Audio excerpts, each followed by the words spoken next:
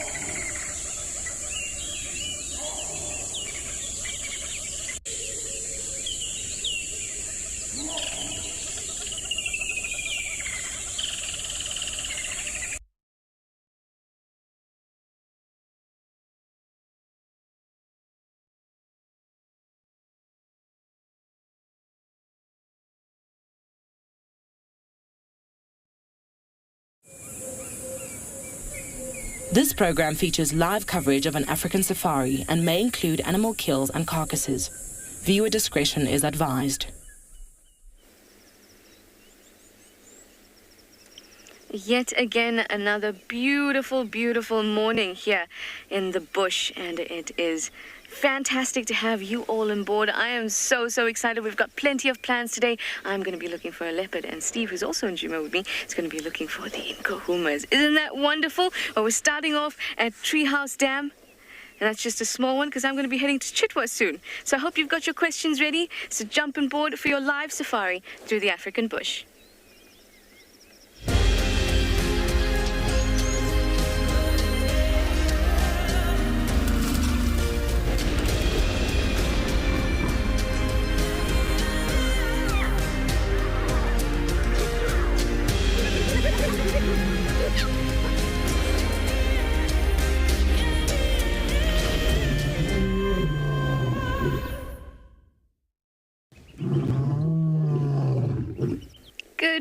Good morning, everybody. Like I said, we're starting off at a smaller dam than where I expect to be in a bit. We're at Treehouse Dam, just enjoying the view and enjoying the sounds of the morning. There's a very light twittering. The dawn chorus has started. It's me, Trishala. I've got Paul on camera with me this morning, and like I said, we're going to head to Chitwa. In fact, we want to get going, and that's because we want to follow up on Sibui, the leopard that Steve had yesterday. So we were hoping that maybe if we come round Treehouse Dam, we could be lucky with any other leopard. And of course, to show you the beautiful scenery here to start with, instead of me just driving around. Isn't that beautiful? Well, this is your live safari, everyone, so do give us your questions and your comments using that hashtag WildEarth, or you can use @FC on the YouTube chat stream. You can go to our website, you can register and use our questions and comments box. And our beautiful kiddies, please send us your questions using kids questions at wildearth.tv. We love hearing from you. So everyone's got some very catty plans today. Of course, we're coming to you from several locations in South Africa. And everybody's got very catty plans. So lots of people searching for lions. I'll be searching for leopard. We've got Taylor on bushwalk and pridelands. So today promises to have great variety.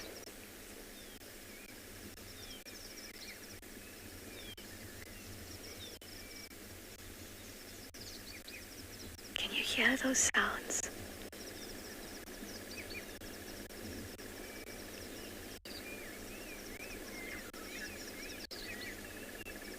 Tato, you're looking forward to some cats? Well, I hope I'll be able to deliver. I hope we're all able to deliver. I'm looking for cats. I'm looking for all those little things. I'm looking for anything, all the gifts that the bush has to offer. But we're going to start off by focusing on getting to Sibui and her kill from yesterday.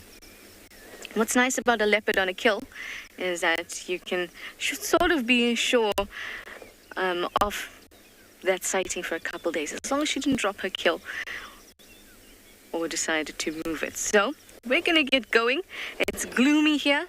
A little overcast, 19 degrees Celsius and 67 degrees Fahrenheit, but that's just here on Djuma.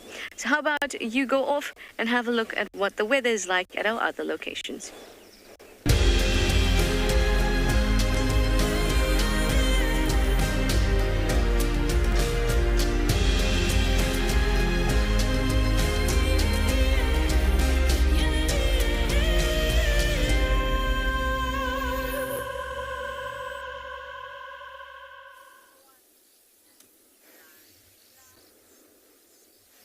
Well, folks, good morning from a beautiful Tswalu Kalahari. And I think BK and I have something quite spectacular to share with you this morning. So we came over Dune Crest into Lachava. We definitely lost our breath and our jaws hit the floor. And you'll see why now.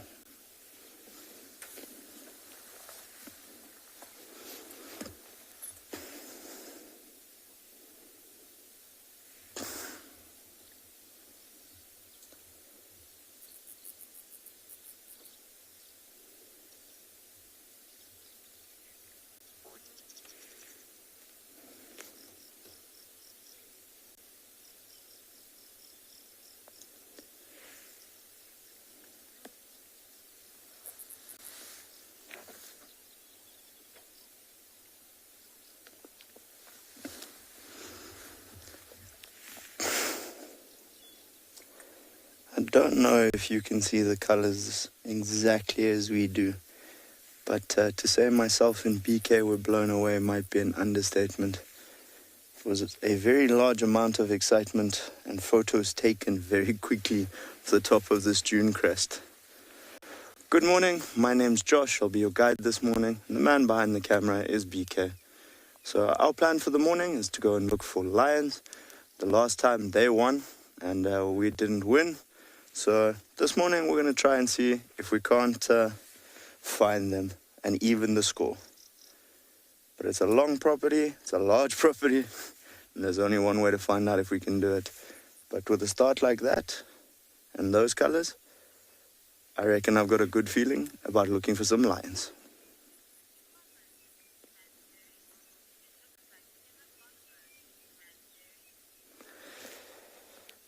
Man, Jerry, all I can say is I think you hit it on the head. The comment was, it looks like heaven on earth. All I can say is I think you hit it on the head. It is absolutely spectacular. Those colors just, there are no words.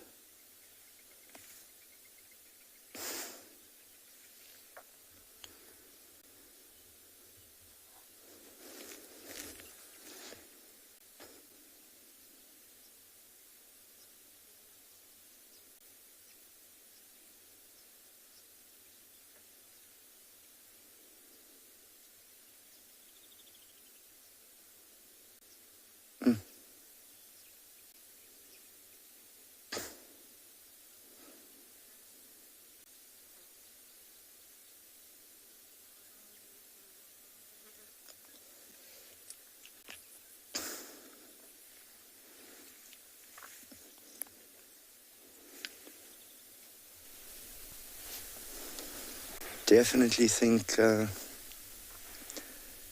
this is not the worst way to start a day.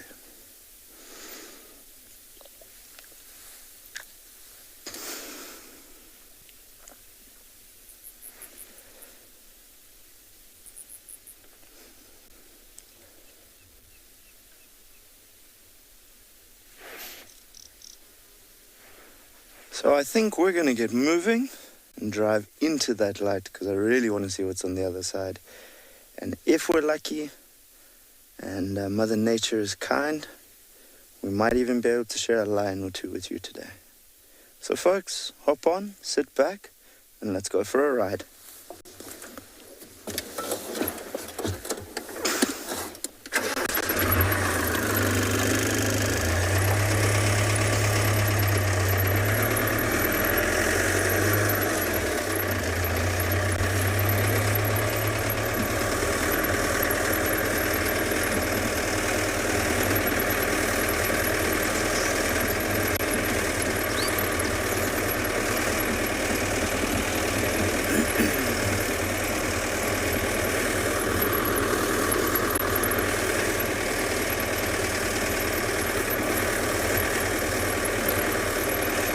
So folks, instead of riding off into the sunset, we're going to head into the sunrise. And we're going to be sending you across to Russell, who would like to say good morning. Enjoy.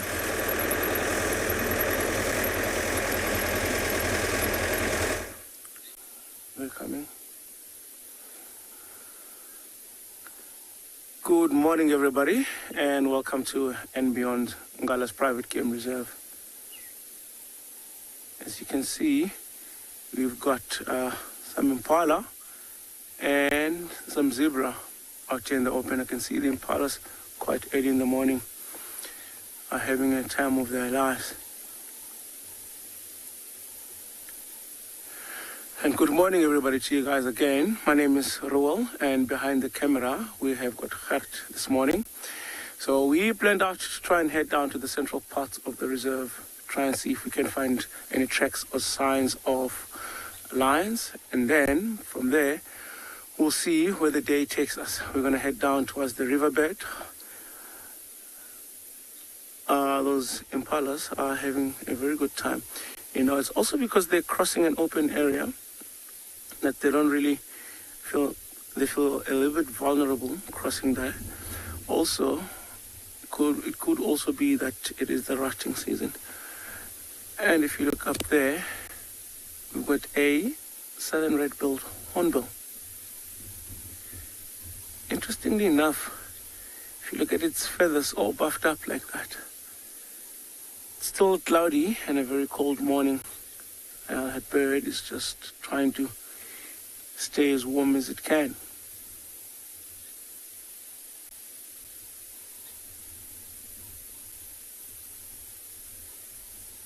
Beautiful birds.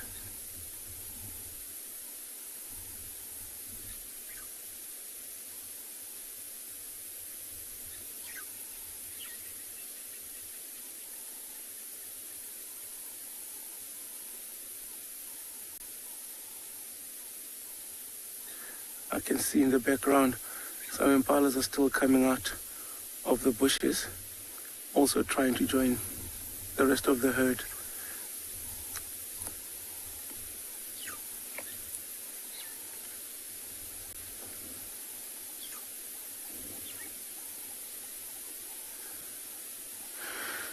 Safari Kitty, you're asking, do animals ever delay their migration? I believe they do, because remember, the one purpose of migration could either be breeding or it could be just the change in season. So sometimes in other parts where they're supposed to migrate to, they have late rains come in, or maybe have early rains come in, so that could influence that. For example, the Woodland Kingfisher was supposed to have already migrated back, but because we've had plenty of rain and the availability of food here is still a lot, so we still get to see a Woodland Kingfisher, which is pretty awesome for us as well, because once those guys disappear, we might not be able to get to see them again until next summer. So what I think we're gonna do, we're gonna carry on down. It's nice for the impalas to come out and say hello to everybody. And then we're going to head down to the central parts, like I said, towards where some of the Pride members were. We'd like to head down to where those lions were left yesterday. There was a male. Apart from the copulating pair, there was a different male lion with Lioness and some sub-adults there. So we're going to head in that direction. In the meantime, we're going to send you guys over to Steve and get him to say hello.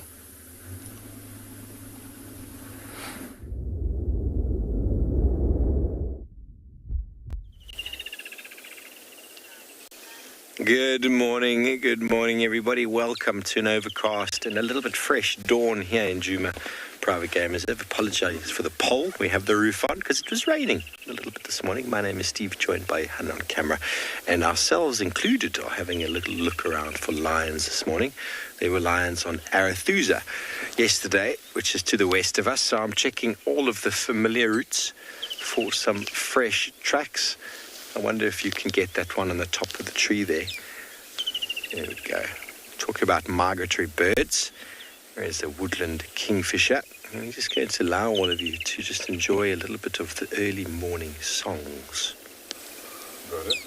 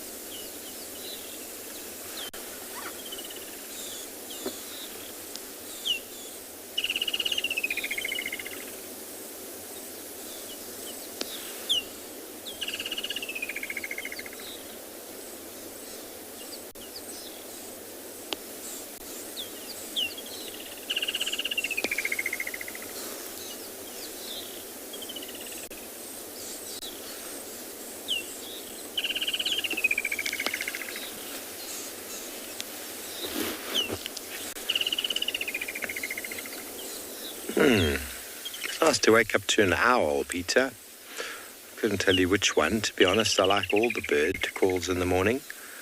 But hearing these southern ground hornbills from a distant, that's always quite fun. I just love all of them. The Woodland Kingfisher, by this time, starts to get a little bit monotonous, but it's lovely hearing them when they first arrive in November. But now in March, they're making an enormous amount of noise. But that's okay. So many different birds in the morning. The birds that call first are those with the best eyesight. Of course, you wouldn't call if you couldn't see. It's generally insect-eating birds with better eyesight because they're hunting for their food.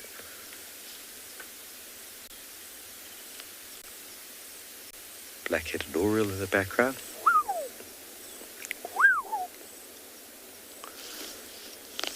Can you see the one on top of the dead tree there, Jan? Looks like a golden-breasted bunting. Not very easy to see in this light, but it's definitely a bunting.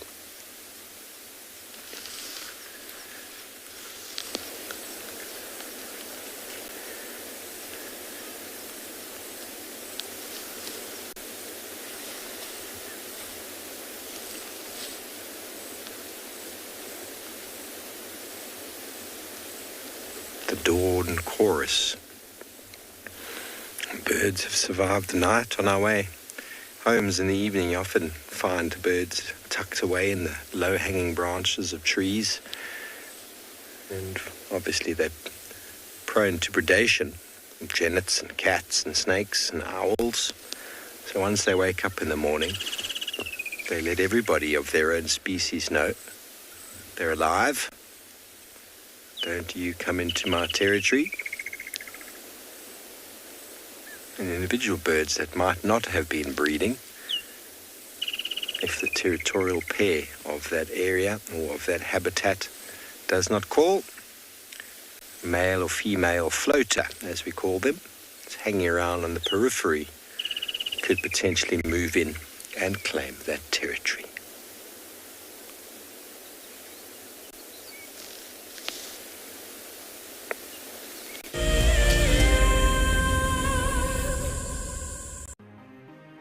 It's the month of March and Wild Earth is offering you the chance to win a brand new prize. Sign up to be a Wild Earth Explorer and you could win a 5-day eco-training ranger experience for 2. Eco-training is the pioneer and leader in safari guide and wildlife training in Africa. The lucky winners can look forward to approaching dangerous game on foot, tracking and 4x4 driving, learning about animal behavior, and even spending one night sleeping out under a blanket of stars. In addition, you will also get the exclusive opportunity to join the Wild Earth team on the broadcasting vehicle. Sign up to be an explorer now, and it could be you that wins this life-changing experience. Terms and conditions apply. Wild Earth explorer Jenny recently joined Tristan as he broadcast live from Djuma. Awesome to kind of have a guest on board. I'm looking forward to this. This is Jenny. Hi everyone. And Jenny is the first of our Ticket to Dream holders. If you want to go on safari with a Wild Earth guide, whilst honing your bush knowledge and of course featuring in one of our shows, then head over to our website. Literally being with Tristan on the vehicle today has been incredible. It has truly been a dream come true. Sign up to be a Wild Earth Explorer and you could be making your first ever on-screen appearance. I would highly recommend being a part of the Explorer program and being able to be a part of an interactive live drive.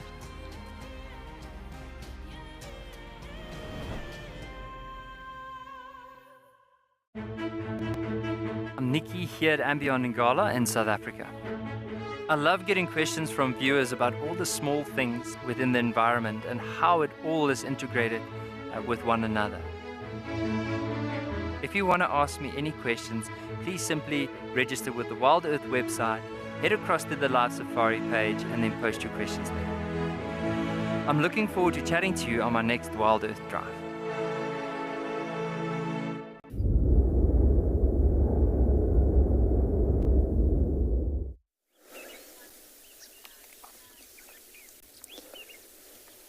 Welcome back, and we are still on our mission to try and find you the king of the beasts, the king of the cats, the lion. However, we have been lucky enough to find a hartebeest, and the reason we are spending a little bit of time with him is last night we had a question: what would be faster, a giraffe or the antelope? And we discussed being a little bit more specific. But one of the facts I brought up was that this chap is capable of speeds up to 80 kilometers an hour. And taking a look at that sleek frame, there looks to be quite a bit of muscle there. And those horns have definitely been blown backwards, potentially by the speed. So, quite a good looking antelope. We have a lot more of them on the Lechaba section of the reserve than we do on the Koranenberg, because our two cheetah boys are very partial to a hartebeest snack. But he's definitely ignoring us, quite relaxed. But I see always paying attention. Look at that beautiful face. Very pretty antelope. Yeah, he's going, why are you pointing the camera at me? We've been sitting here for a minute or two with him, just watching and hoping maybe for a little bit of early morning audio from the lions. But we haven't had anything just yet, so hopefully soon. Now, hartebeest is on the move.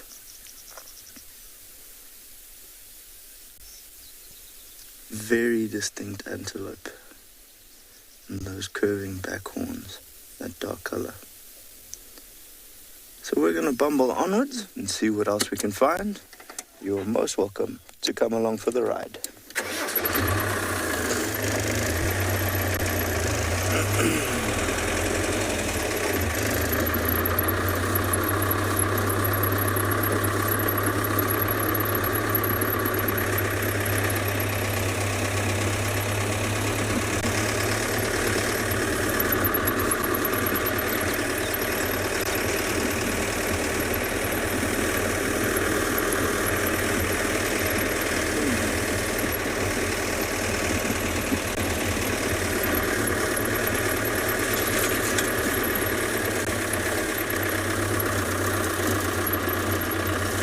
So we've had a question from Sipho, and the question was, what is the most common antelope species on Tswalu? I would have to go with the Gemsbok, I would say. If I think about what I see the most often, be it single individuals, herds, small family groups, I'd definitely say it's probably the Gemsbok. It'd be easy enough to find out from our conservation managers. I do know we have a game count coming up soon towards the end of the month, beginning of next month. So when those statistics come out, I'd be very interested to read them and get a little bit more of a rounded picture of what's going on the reserve. All information just helps you fill in those little gaps. But to answer your question, I'd definitely go with probably the Gemsbok.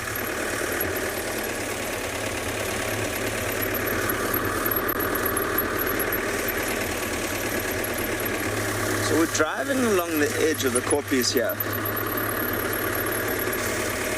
having a look at what could be around. But as we carry on our mission to try and find you some lions, we're going to be sending you across to some of our other friends to say good morning. Enjoy.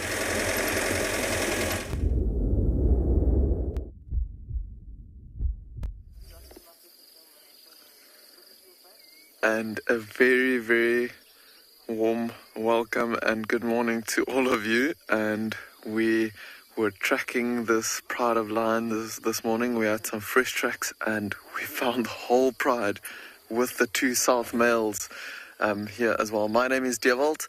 and welcome to and Beyond Pinner Private Game Reserve. We've got Craig behind the camera there, and even Mr. Dean Jones joining us this morning. If you have a look there inside, there's the youngsters busy feeding on a big wildebeest carcass. So have a look there. On the left hand side is a sub-adult that's about a year old, and then there's some smaller cubs that you can see the movement in the thickets. On the right there you can see one of the small cubs.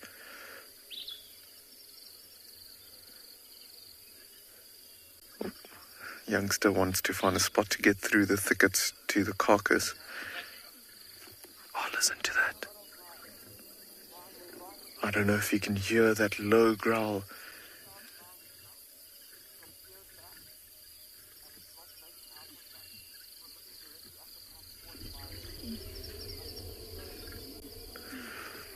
There's a low growl where the lioness is growling at her own cubs, because they're probably trying to get to the best parts of the meat. Look at this youngster. Looks like he's got some intestines or something there.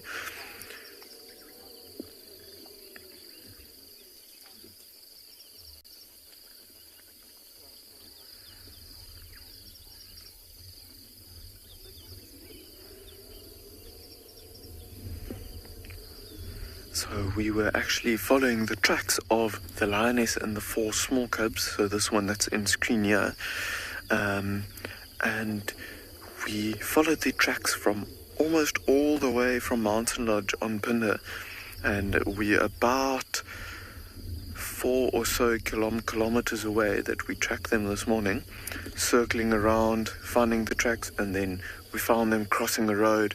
And I wonder if they could hear these lions, or maybe were on the scent of these other lions, and then they led us to the whole pride.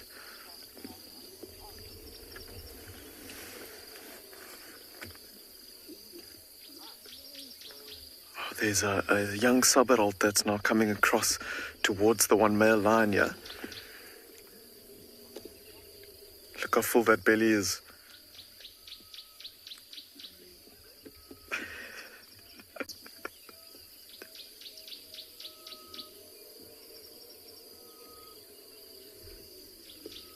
Very careful around the male.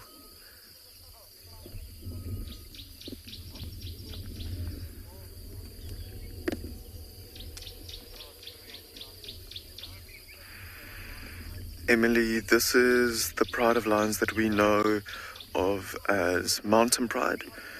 So they are more towards the central to southeast of Pinder. One of the 3 prides that traverse over this area that we've got here.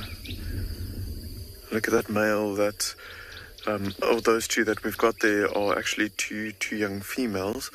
So the older litter of sub-adults are actually 3 young females. So it looks like 2 lionesses, one with the sub-adults that's about a year old, and the one with the 4 youngsters that is about 5 or so months old that we've been tracking this morning.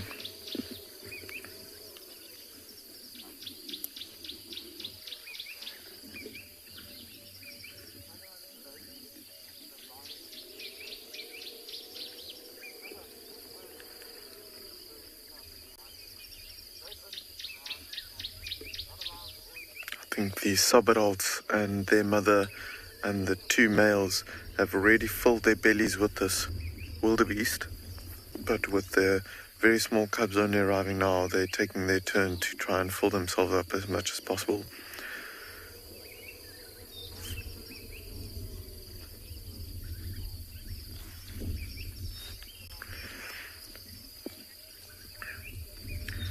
So I think this wildebeest won't be lasting too long between these 11 lions that we've got here. Quite incredible that there's so many of them together. But we are going to stick around and see what they get up to, if they maybe start getting a bit playful or so after their full bellies.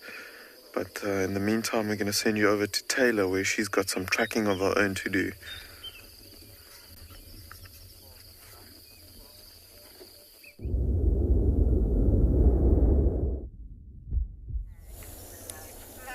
we are indeed doing some tracking, but first, look at the very miserable skies that we have today over in Tswalu Dam. It's not quite nice. I even have a jersey on. My name is Taylor McCurdy, and on camera with me today is Niels, and we of course here at Pridelands, which is part of Baluli Game Reserve and the Greater Kruger Park. And we're right outside the eco training camp. We didn't need to go very far this morning because it has been really exciting. So, as you can imagine, at a dam like in Tswalu Dam, there are quite a few species of animals that will roost in amongst these big trees. And one of those species is vervet monkeys. And they love to sleep around camp. We've obviously got nice big trees. They're full of leaves at the moment, so it'll definitely insulate them in the chilly evenings. And it was quite cold last night. The leadwoods are looking beautiful at the moment. And we were having tea and coffee very early this morning. Obviously, we didn't quite get first light, I'm afraid, because of all the clouds. And the next minute, we started to hear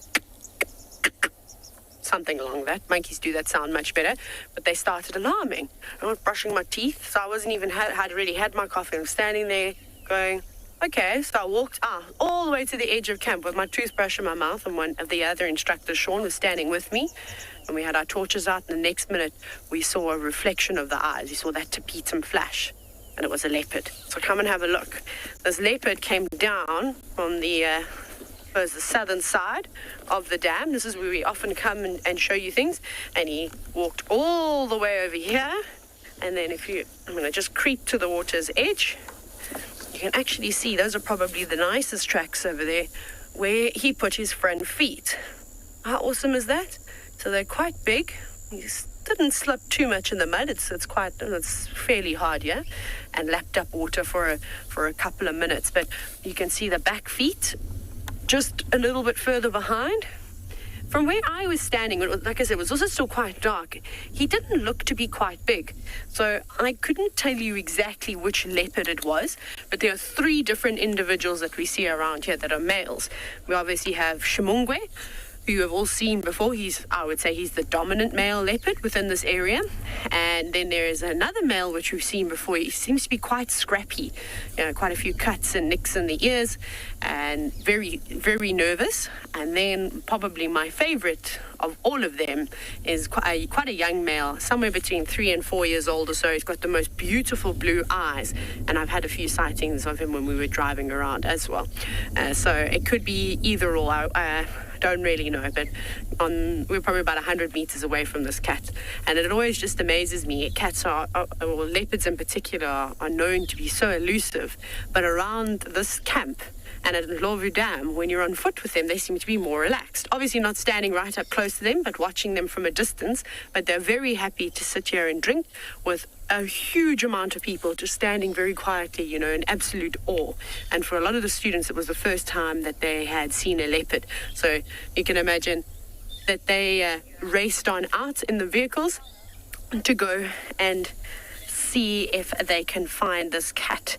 But we've also heard elephants making their way down towards the dam, so we'll get into a nice safe position. But I'm sending Trishala all the leopard luck, and hopefully she'll get you one on camera.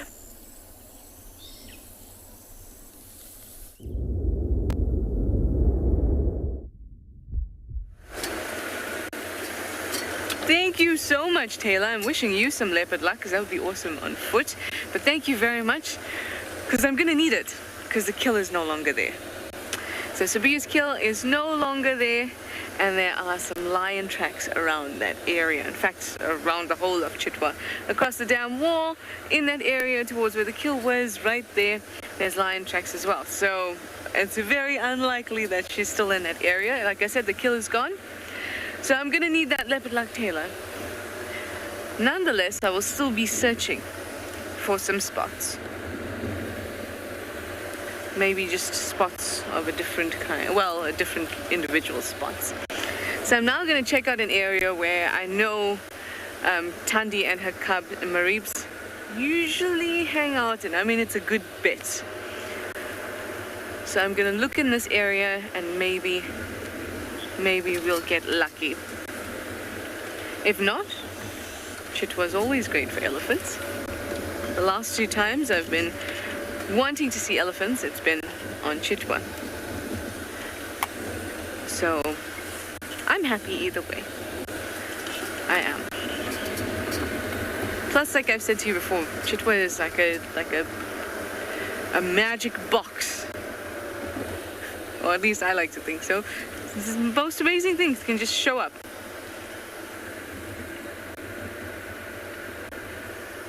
And have the greatest sightings. So I'm just gonna stick around and see what happens.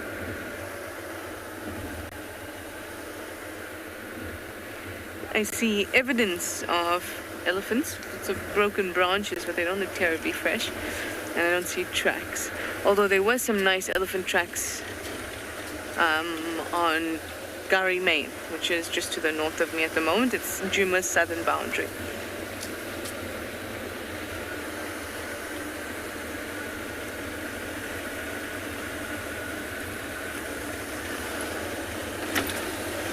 So this particular road, it's called Shirombe Rombe Road in Chitwa, is one that Thandi and Maribs frequent.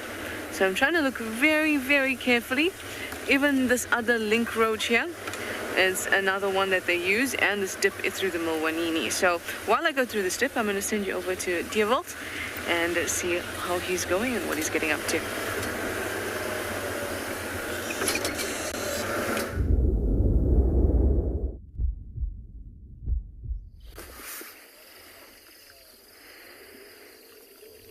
We are just waiting to see if one or two of them maybe shows themselves from the carcass there. You can just see the back of one sticking out.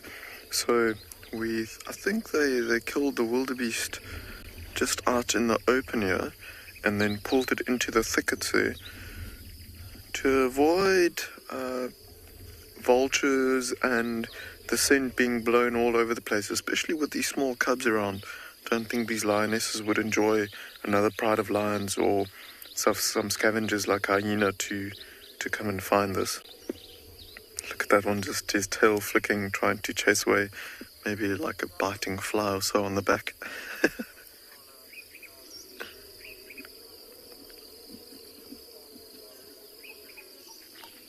But there's at least 5 individuals that still spread out to the left-hand side here.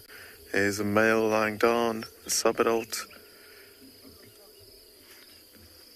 and then even further to the left, we've got another sub-adult, and it looks like a big female. Look at that, with the big full stomach full of wildebeest, and the second dominant male.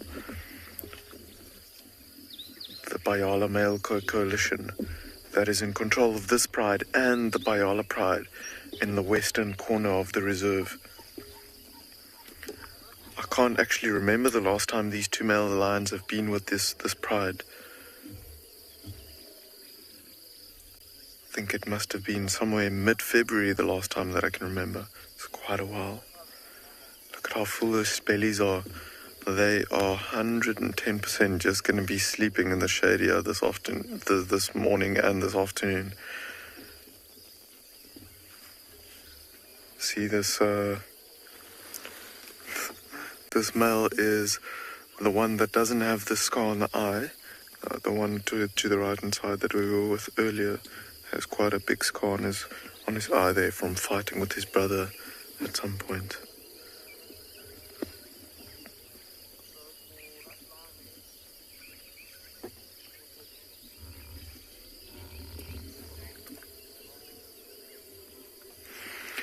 Lisa, you are asking a very good question. You're asking at what point and what age does a lion cub start eating meat?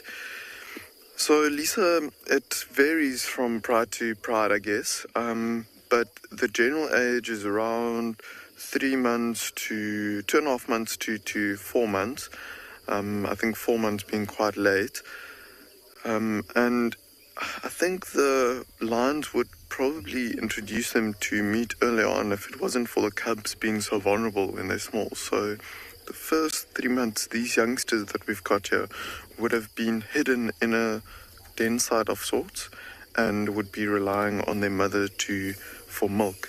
But then when they are strong enough and their bones are strong enough, they would have followed her and probably been introduced to the pride and to their first solid meat or solid food. So yeah, generally around 2.5 to 4 months, somewhere around there. So these youngsters have been feeding on meat for at least a month or two now.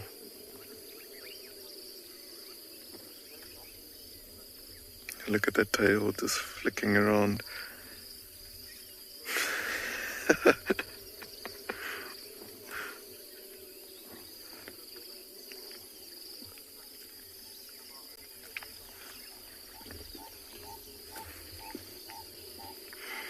Charles, you're asking when lions are the most active.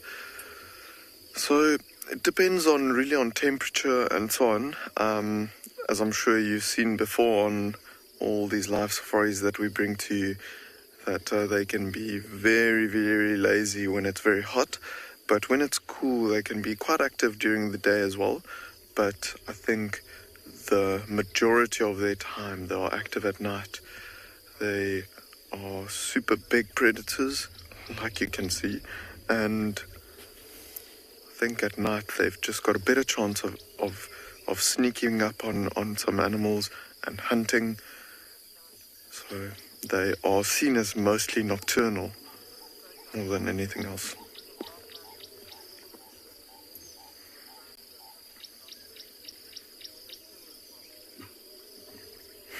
I can still hear a little bit of growling happening between the youngsters that are on the carcass in that thicket there. But look at this male. If you look closely, the way that he's lying at the moment, I can't really see that he's got a big belly.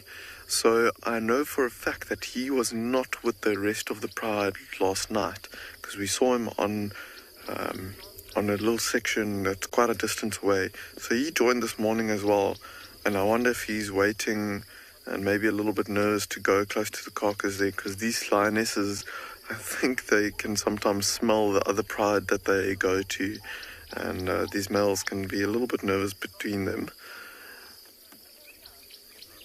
We've got a young sub-adult that's just gotten up here, that's just moving to the left-hand side here, just going and lying in front of its mother.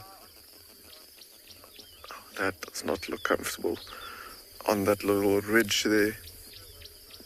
But look how nice and sandy this swirl is here. It must be nice and soft for them.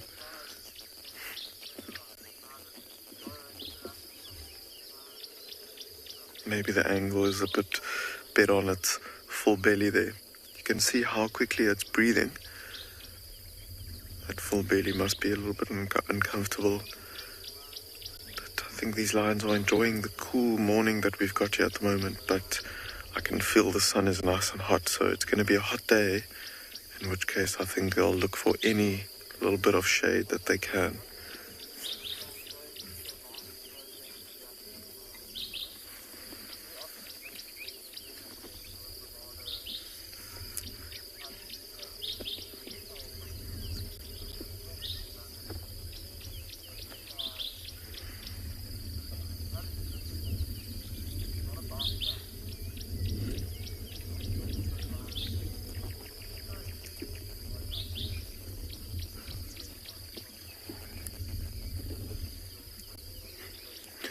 Lisa, you're asking what we think the purpose is of that elbow fur that you can see on that male lion there.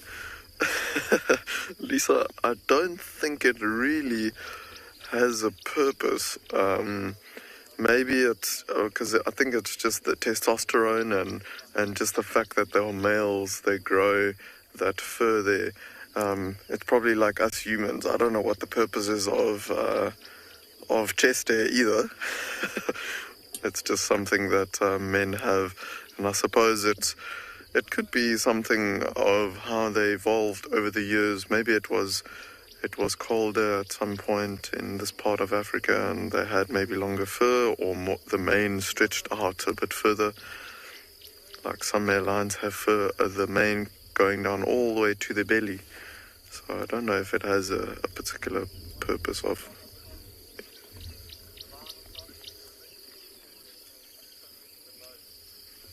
Another sub-adult that just came and lied in front of the male there. So these 3 sub-adults, like we said, they are young females. So as they grow up, they are building their bonds between them, and I've seen some of the other lionesses really grooming them, and they really have strong bonds with the other females, and they will probably stay with this pride, with this maternal pride where they are from, for the rest of their lives, the remainder of their lives. Except in some circumstances, if this pride gets bigger, because there's already quite a few lions here at the moment, should this pride get any bigger than this, they might start to compete with each other too much for food, and then it's not uncommon for females to form little breakaway prides. There's an actual fact, I think there's like 3 young lionesses that have been breaking away slowly but surely from this pride here because of all these youngsters and I suppose not being able to get enough food. And I wonder if they are going to form a breakaway pride. It will be interesting to see what happens in the next year or so.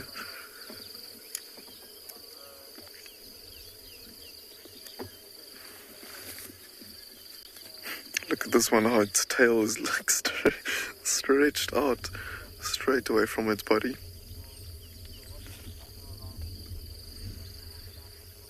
Obviously no flies where this one is. Oh, there was just a little flick of the ear. Maybe there's a little bit.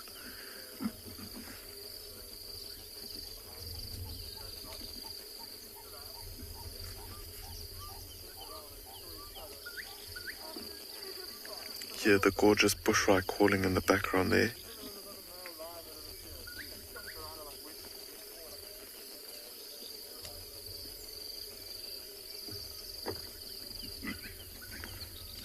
Just hear like every now and then a nice little growl there from the youngsters, trying to get to the best piece of meat on that carcass there.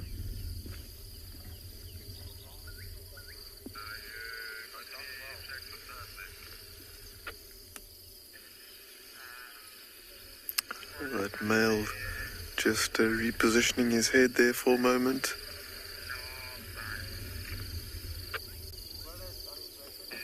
There's like a cool breeze that's coming over us here, and it is so nice. I think these lions are also enjoying it. So have a look at this male like lying right out in the open in the sun. So this is quite interesting. I think it's still nice and cool obviously for him to lie there, but I wonder if he's lying there because he wants to be close to the carcass. As soon as some of these other lions move away, then he'll maybe go in there, because I haven't seen him get up, so I'm not sure if he's got a full belly or not. But as it warms up, we might, if we spend a bit of time here, see him get up and move to some shade as well, because I can feel the sun on my back. It's nice and warm at the moment.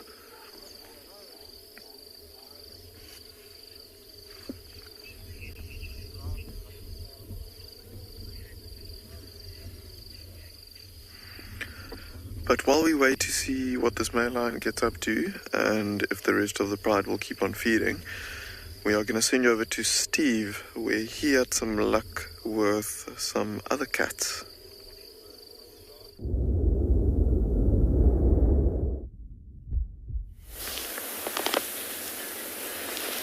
Well, good morning everybody. Welcome to Cheetah Cutline. One of our colleagues from Cheetah Plains has found a Tandy. She's here on the boundary looking into Djuma. Apparently there are some impala in the thickets there. We just arrived. We can't see what she's looking at, but we're just going to give her all the space and the time she needs.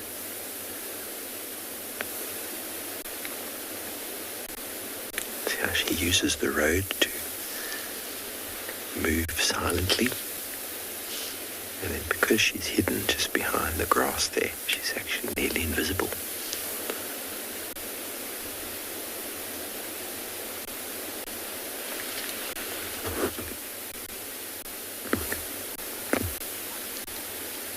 Impalas are off the road from her by about 40 meters, maybe 35.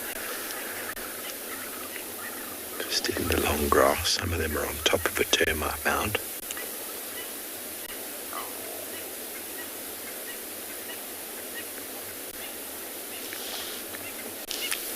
lots of noises coming from behind the impala. Maybe Maribs is here as well. Sips from Cheetah Plains found Tandy just now. There were also tracks of a male leopard here.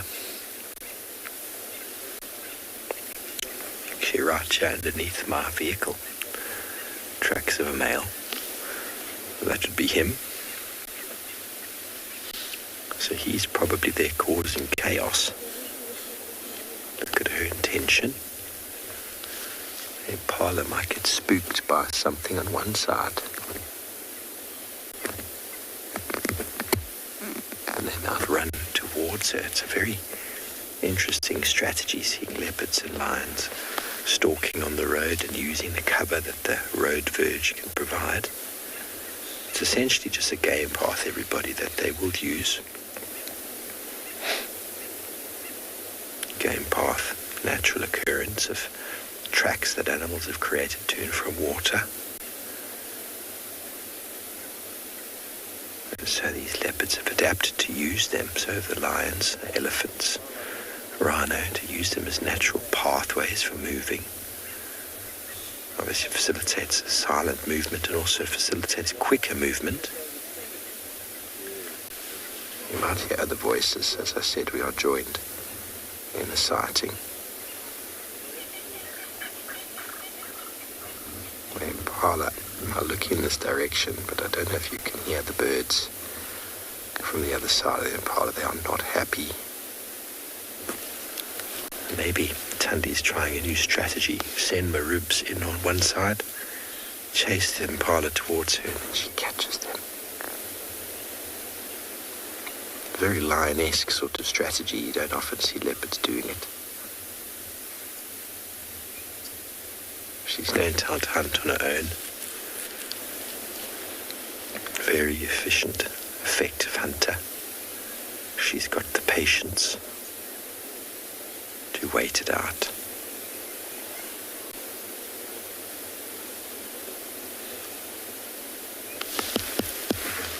Go forward 1 meter, I'll see the impala.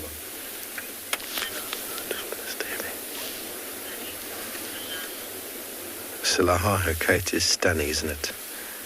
Yes. Okay, well, she's very alert right now, so we're not going to do anything. She might start stalking further down the road. The impalas seem to be going off of the termite mountain, so anything could happen.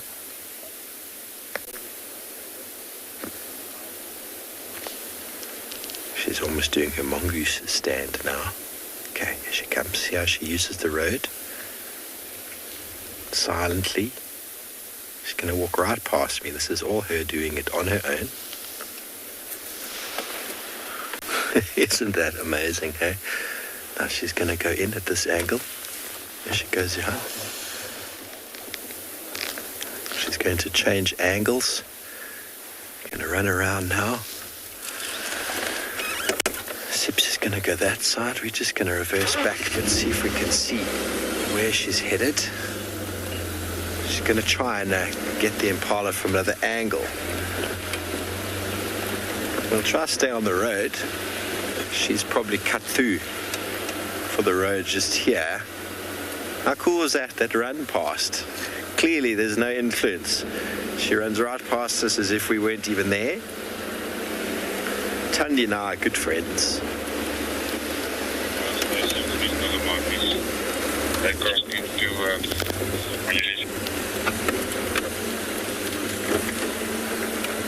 Impalas are all around here, milling around. All their tracks are in the road. This is going to be very difficult to find her again.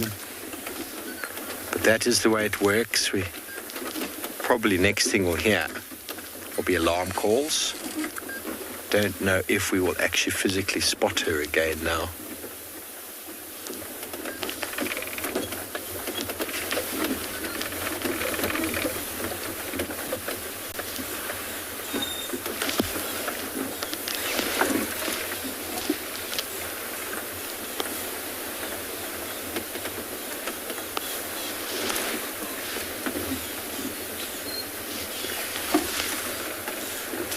She's just here at our 9 o'clock, eh?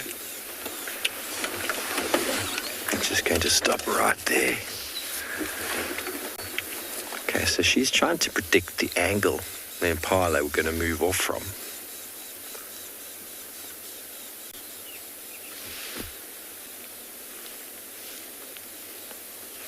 I'm going to look with my binoculars into the thickets to see if I can see them.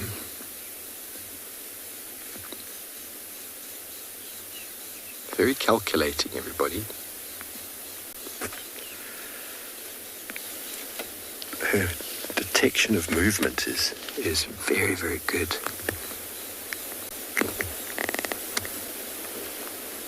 She saw them moving off. She's hoping to predict the movement that they're moving. Now she's recalculating. She might have decided, okay, maybe not those impala. And here she comes. Along the road again, recalculating her angle of approach.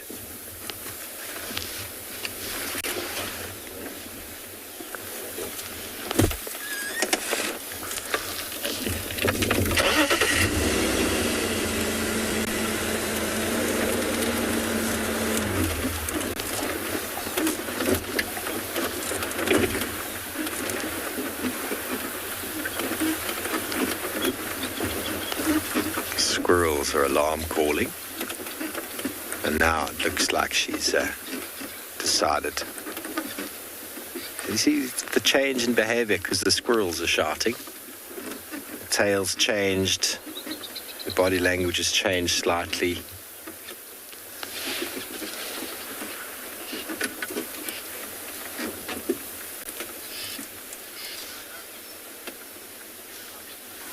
She's given up on the hunt for the moment, but it's not impossible that she might continue. Now she might just start walking. Alarm calls are quite a powerful thing, everybody. We always think to ourselves they just alert us to the predator, but what they often do is the predator goes, oh, I've been seen, and they leave the area entirely. So that is one of the objectives of an alarm call, is first of all to warn your fellows. She went here somewhere, Johan. Do you see her? To warn your fellows of impending danger, and secondly, to let the predator know that you've seen it.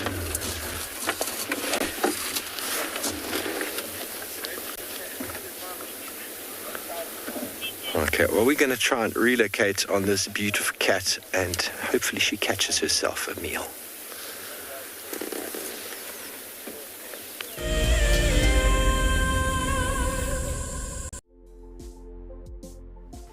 On the 27th of April, Wild Earth will be turning 14 years old, and we wouldn't be here if it wasn't for all of you. And to celebrate, we will be finishing the beautiful book that we started last year that looks at the history so far. But we do need you to be part of it. Please submit your most memorable sighting, or what Wild Earth means to you, or even just your name and a comment to be included inside the book.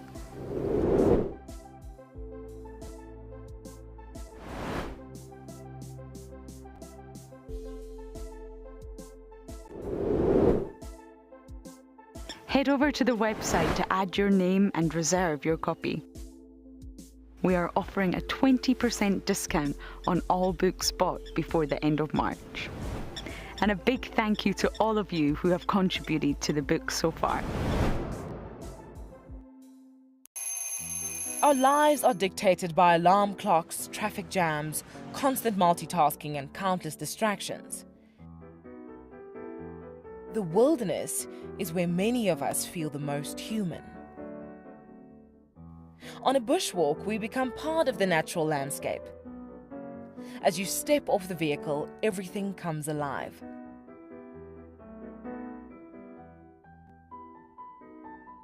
As with any risky experience, walking amongst these animals inspires awe and appreciation. Now, it's your turn to go on a bushwalk. Join us from Pride Lands as we slow down our thoughts, put aside our distractions, and reconnect with a place that first taught us how to be human. My name is Ross and I'm a field guide at and beyond Pinde Private Game Reserve.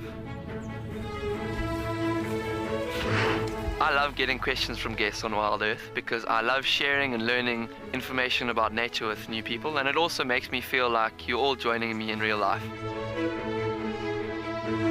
If you want to ask a question on Wild Earth, then you need to register on our website.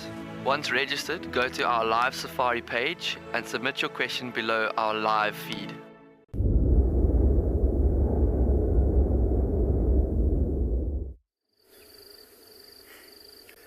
This my lion has just rolled onto his back. Oh, look at that.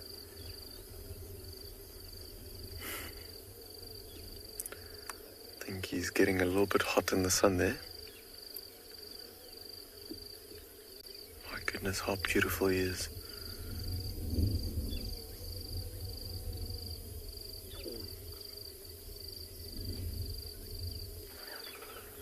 You can just hear the other vehicle was in the search with us with these lions just moving out of the sighting. Look, he's just looking straight at us. And there he gets up.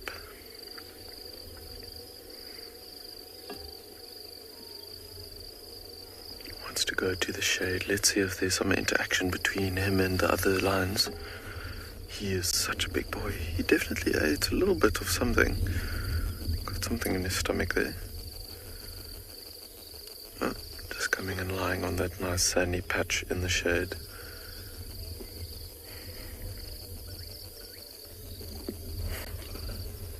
Look at the youngster behind him, just keeping an eye on him. Looks like he's aiming to yawn almost, poking his tongue out every now and then. Look at that old scar over his eye there.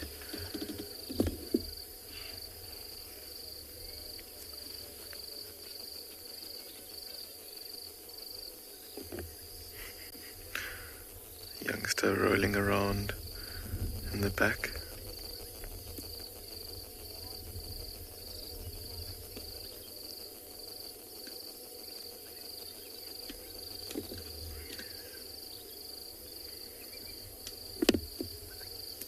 Look, he's just turning his ears towards where the carcass is and where the youngsters are still feeding. Can you hear some bones crushing there?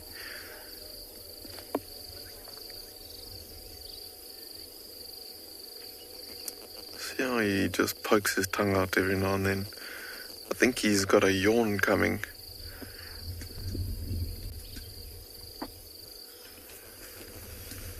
Soraya, you're asking what the three prides on Pinde is. So far north in the reserve, we've got the pride that we know of as the North Pride. And then we've got the Mountain Pride and the Bayala Pride. And they've all got relatively big territories compared to other lions. The Mountain Pride being the biggest of the prides, with I think all of them together, if the two males join them, they're probably somewhere around 18 lions, or maybe it's 16 lions or something like that. But I haven't seen the whole pride together for quite a while. Some individuals that are not here at the moment either. Oh, look at that bit of sunlight that's just been on the male's face there. See the other male just listening and picking his head up. Bit of a breeze coming over, maybe he smelled something.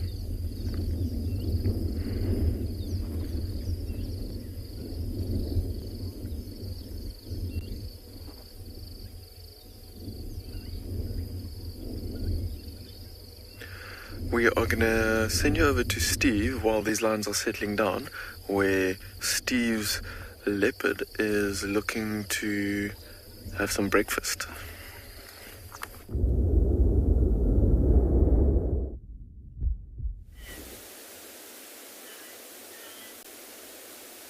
Welcome back to the woodlands of Djuma, everybody, with Tani, the queen of Djuma herself. She's done a full loop around the impala. She's looking back towards Cheetah Cut Line, back towards where we first had her. So she did that big run around, used the road to cover her ground and to make her approach very quiet, and then she stalked in here where the vegetation is a bit thicker. We've been discussing over the last few days ecological adaptations, and that squirrel saw her, started alarm calling. Other prey animals will actually respond to those calls. We respond to those calls, although I don't often find squirrels very reliable. In that case, it was indeed very reliable. So that is a symbiotic relationship whereby prey animals will help each other to detect predators. And it's a warning that you heed or you don't at your peril.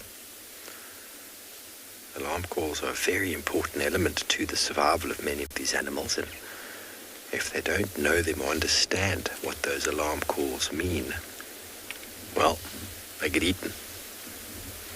So now what we are watching is the evolutionary adaptation of the impala and the leopard playing out.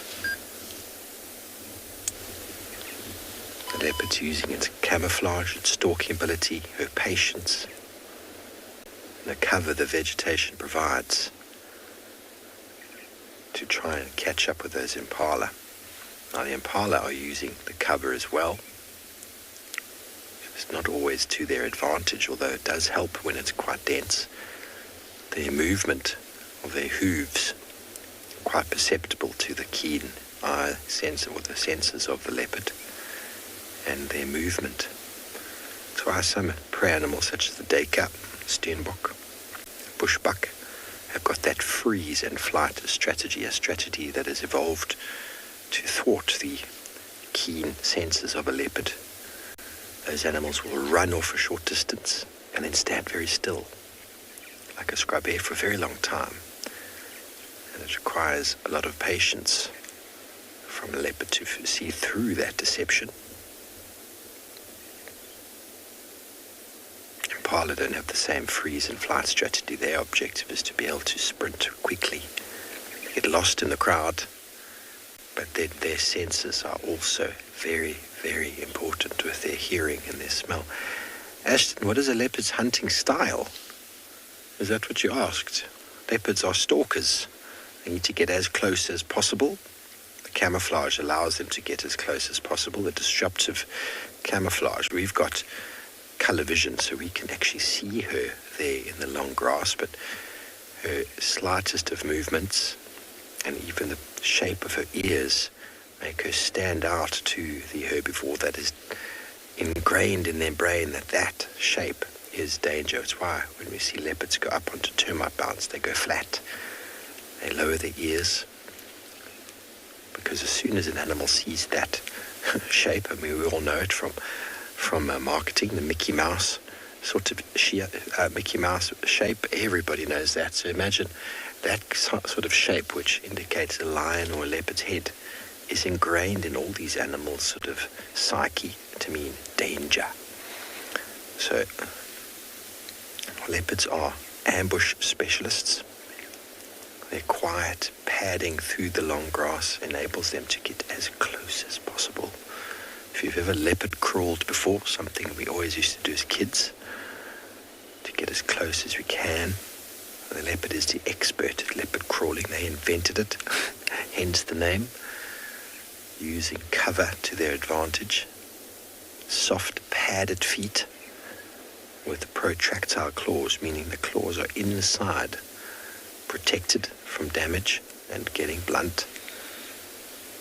And the leopard needs to get within 20 meters, 20 yards, to have any chance of being successful. Obviously, if the prey animal starts moving towards her, the wind is blowing in this general direction. If the prey animal moves towards her, which does happen, she will go flat, flat, flat until they are striking distance, and then she will launch herself with incredible speed, 23 feet per second. It's about 93 kilometers an hour.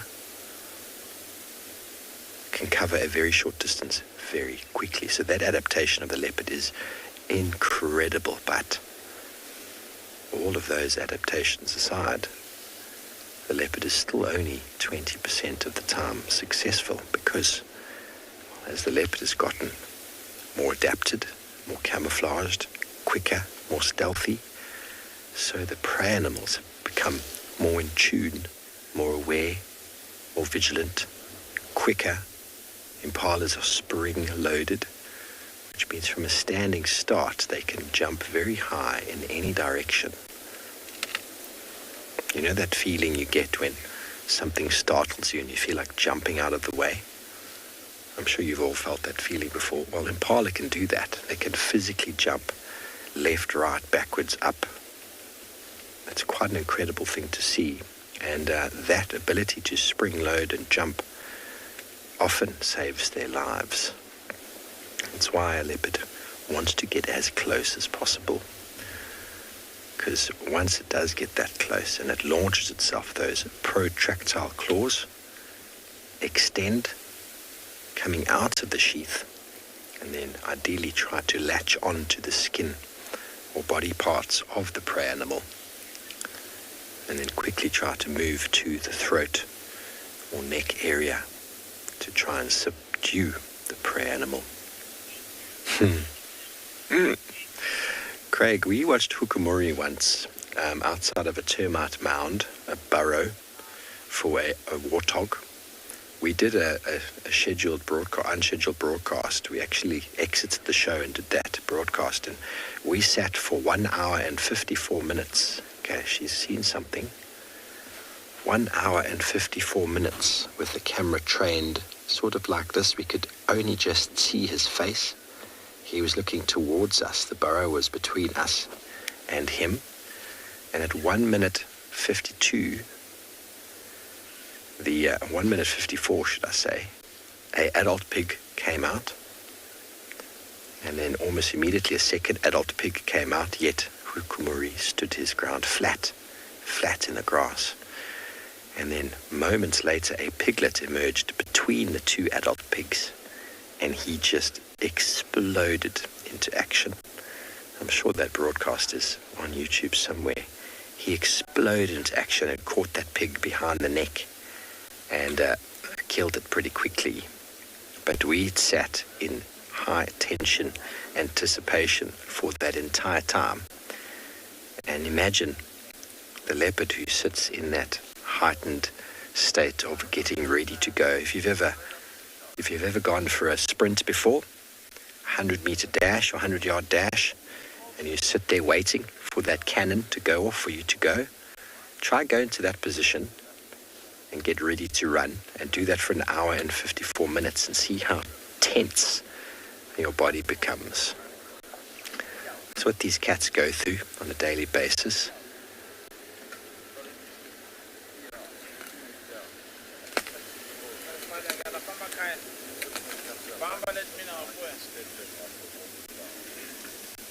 So, taut muscle tension power. And that power is obviously designed for helping them to tackle bigger prey, but it also enables them to explode out of the blocks. So although impala are very quick out of the blocks, leopard have the ability to just go really, really quickly over 10-15 meters. But I don't think she's seen her impala again. They're sort of in the thickets between us and Chidekatlan. You can see her demeanor is changing. But she is a very, very patient cat, everybody. We've had lots of noises off to our right-hand side of some more Franklins. I'm pretty sure her son is running around here somewhere causing chaos.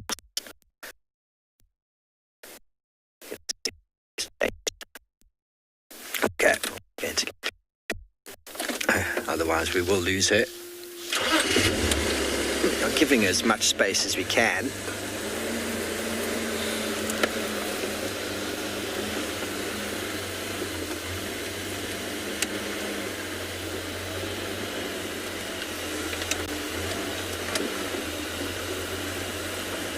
She's just through here.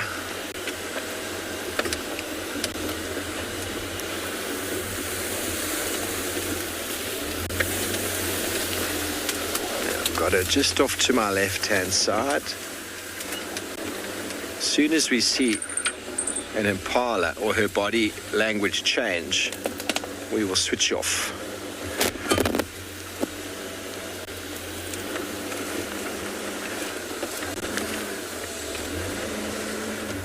We'll switch off anyway. We've got a good view of her here. Not the best view. You got her, Johan? Yeah. Sometimes this is it, everybody. We try and be as unobtrusive as possible. We don't want to influence the impala, we don't want to influence her.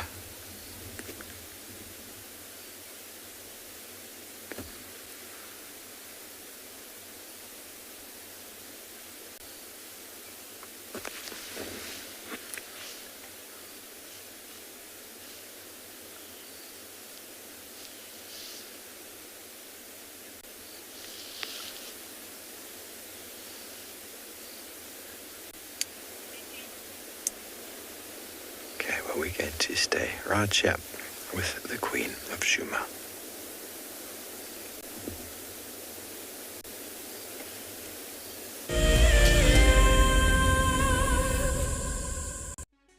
For all of you Wild Earth explorers who bought plaques, today is the day that you will make your very first safari on our vehicle.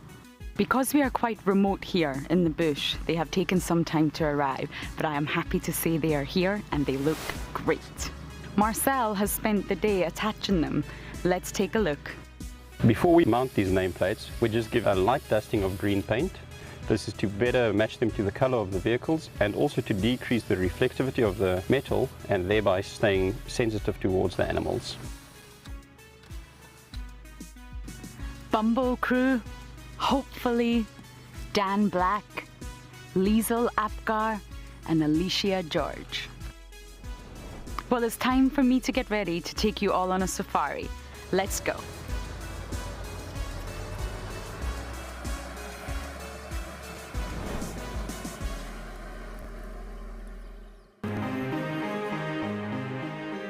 I'm absolutely delighted to have won the February prize draw for 3 nights for 6 people at the Djuma Private Game Reserve. I absolutely love everything Wild Earth has to offer. I find the guides extremely knowledgeable and will go above and beyond to ensure a great safari experience. I will be taking my husband and family from the UK to experience this once-in-a-lifetime opportunity. One of the main reasons I joined the Wild Earth Explorer program was for the fireside chats and also to win an incredible prize, which I'm so fortunate to win and incredibly happy. I would like to thank Wild Earth for this amazing prize and cannot wait to meet the team.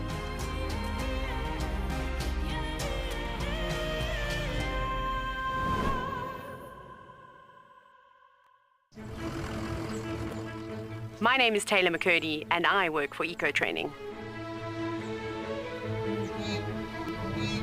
I love hearing from all of the viewers. However, I particularly enjoy those of you who have been watching for a few years. Your questions are just so advanced and they really get me thinking. If you'd like to ask a question on Wild Earth, you need to register on our website. Once you've done that, head to the live safari page and submit your questions below the live feed.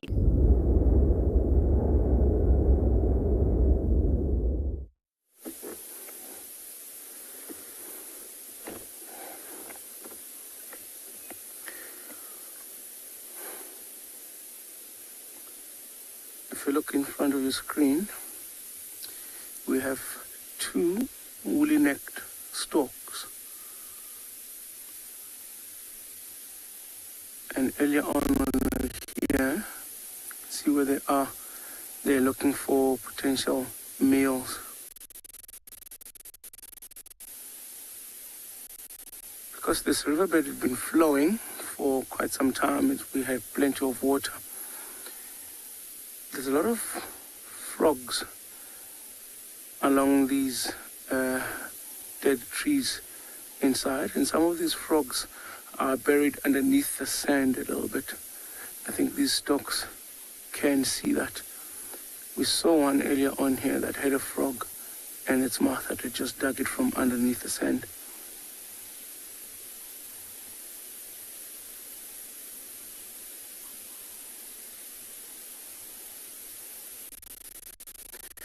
must say this riverbed now, after that flow, has become a very popular destination for most birds.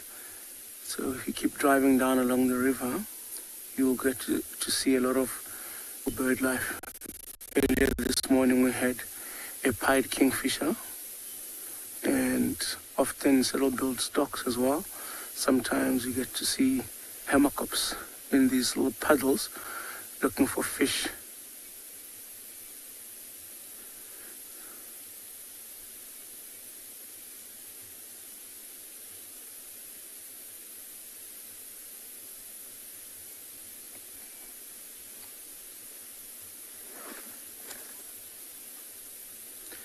It's interesting how they put their attention towards that dead or fallen over tree.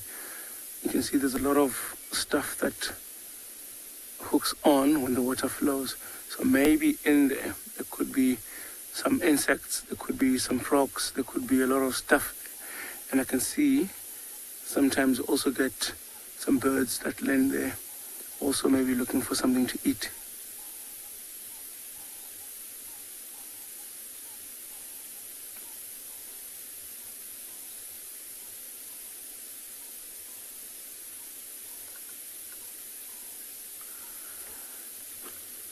Justin, I believe you are asking where do they nest their eggs. I'm not entirely sure. I might have to get back to you on that one.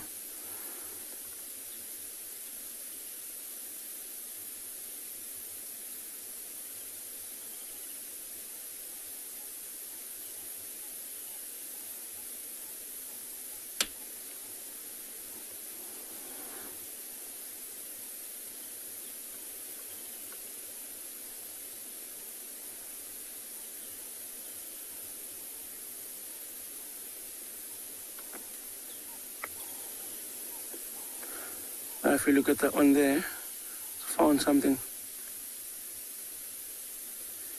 Because, you know, when there's water here flowing, a lot of these aquatic creatures, the small ones, when the water dries out, they tend to bury themselves under the ground, at least under the sand, because it's a lot cooler down there, just to get away from the harsh heat of the sun. And I think that's why these storks are walking there exactly where they're walking. I think that's the last bits where the last bits of water was flowing.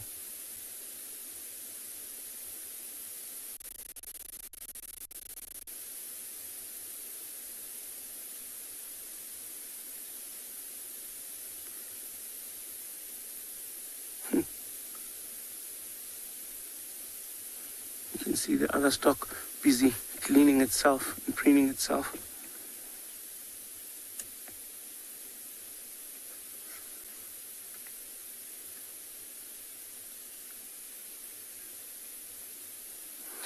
Alright, so we were still on our way to try and look for the lions. We did find tracks of them earlier on from where they were last night. Looks like they've walked all around that place, so we were checking the riverbed to see some tracks.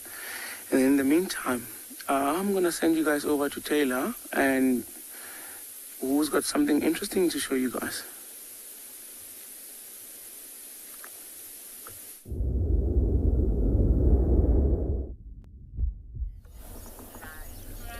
So, I have been walking around in Pridelands for quite some time now, and this particular plant that I'm holding very gently in my hand is all over the reserve, and I've been struggling to find out what it is, but with the help of the other eco-training instructors, we collectively managed to figure out what it was, which is exciting because I haven't been able to find it in any of my books, but maybe I just wasn't looking hard enough. Now, I will show you in a minute, but as you can see, it is all over here. Can you see it? It sort of grows just almost up to my waist. So, and it's taken over this entire open area. Now, this is an invasive plant species. It should not be here. It comes from Central and South America, as do a lot of our invasive plant species, and it typically grows in these disturbed areas. Now, this is called a Spiny Starburst, and it's part of the Asteraceae family, which is one of the largest plant families that we have worldwide. And like I said, unfortunately, it's not supposed to be here. Now, I'm not really sure how it managed to find its way to South Africa.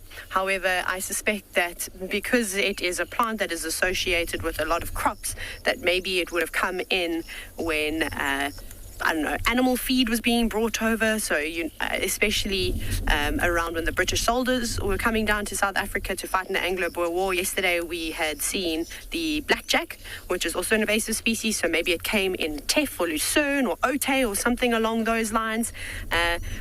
Or maybe, I don't know, it could come in any kind of way, but I haven't quite found out exactly. I still will do some more research on this plant. Now, I actually am allergic to it. I'm not going to show you what happens to me. When I touch it with my hands, it's okay. It's not a problem. But remember, the skin on your hands, and especially with someone like me who works outside all the time and probably has tougher skin, it doesn't affect me too much. But as soon as these tiny little hairs, and I don't know if you can see them, but the entire stem of this plant is covered in these fine hairs. As soon as these hairs touch my legs and more sensitive parts of my body, I break out in quite a bad rash. Very, very itchy and not very pleasant at all. So that's not a fun time. So I try and avoid walking through it whenever I can. And I'm just trying to find a nice one to you, because it's actually, here we go. What about this one? It's actually quite pretty. The little flowers that are developing just in the center over there. And that's got some spines on it, as you might be able to see. And that's definitely going to stick to the fur of animals, or maybe even the feathers of birds. And where it is all growing, we also happen to have a little wallow that you can see that's developed here. Probably from rhinos, buffalo, elephants coming to splash around in here. Definitely some warthogs. They would have spent a lot of time here and created this little wallow. But any animals that are coming through, and you can see how it's all been pushed over, so we know some larger species of game will come through, even the impala, and they'll definitely walk through this, and those little seeds are going to get caught on their bodies, and they're going to transport them all over the reserve. Now, trying to remove something like this is going to be very, very difficult, because while we're out here, we obviously don't want to use any chemicals, because chemicals can have a negative effect in the bush. So normally it's a kind of a manual deed that needs to be done in order to remove all of those plants. So whether it is slashing the plant or mowing the plant when it's not in flower and not in seed might help. Ideally, what you want to do is pull the entire plant up and pull it out by its roots. We do a lot of that with the Datura stramonium too, which is another invasive plant species. So we've really got our work set out for us here, but of course Pridelands and a lot of the other reserves that will have this are constantly trying to remove as much alien plant species as possible, and it's just unfortunate that a lot of this has found its way into these wild ecosystems. But off you go across back to the Sabi sand to Steve, and I wonder if Steve has seen this plant before.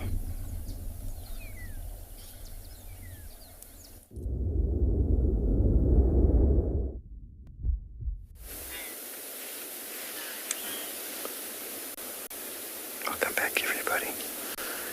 Old Sandy lay down, lost interest. We moved a little bit closer as we couldn't see her in this incredible grass. Not sure what plant it is Taylor's talking about. Have to send me a picture.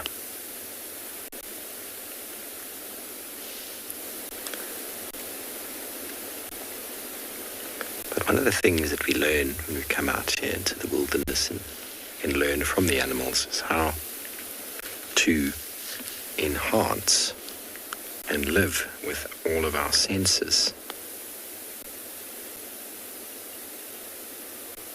Something that is really, really prominent, or something that really enables us to feel, because so much of the time we spend avoiding hearing, smelling,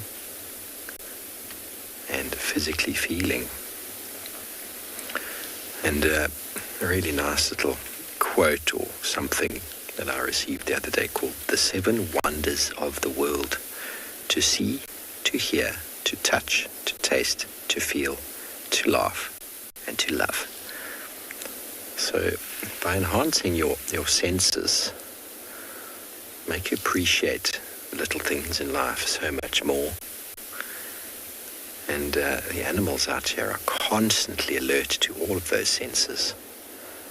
And one of the things I try and do when I bring people out into these wilderness areas is to encourage them to smell and to hear things that they wouldn't have before.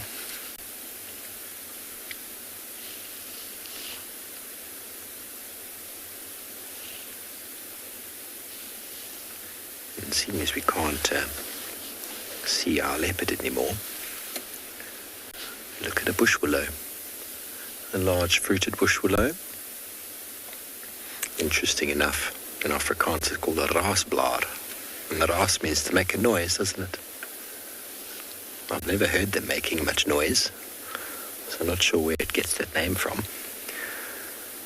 But it definitely helps you to assist with the senses if it's a tree that makes noise. Listening and smelling are such important elements to our daily lives. But unfortunately, many of us are born or grown up in cities. I was myself. So we block out the noise. There's a lot of noise. We block it out. Block out the smells. There's some really bad smells. It's out here. It's fresh air. Beautiful, clean air. Water. And the noises, for the most part, are very organic.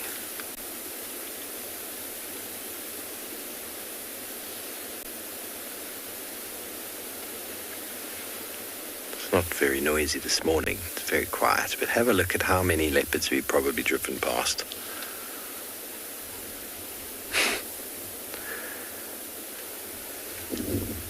I can't even see her. Can you see her, Johan? Really? Okay, so at least you've got a spot. I don't have a spot. I've got nothing. So, ambush specialists, obviously their ability to stalk in and get close is vitally important, but bearing in mind those impala are going to have to move at some point, and if she's gauged her direction well, they might move to where she's lying in ambush, and it would be nearly impossible for them to even know that she's there. Well, defaults with some animals that rely on some similar tactics, although they often do it as a team.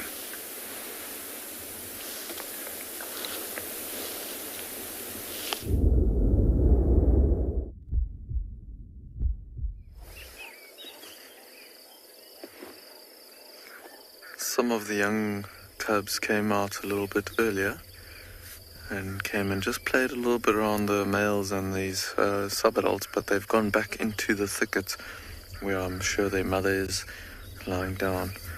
Probably felt it was quite hot. There you can just see two of the sub-adults with their heads up.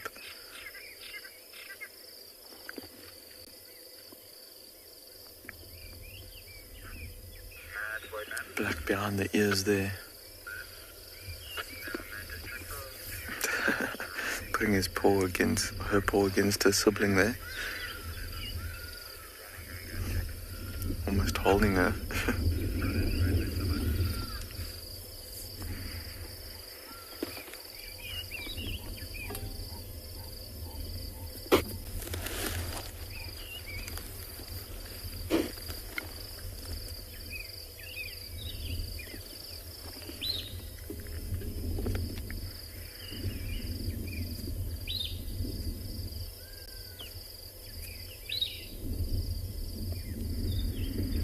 Look how heavily she's breathing, the one that's sitting up right there. You can see her head bobbing up and down as she's breathing.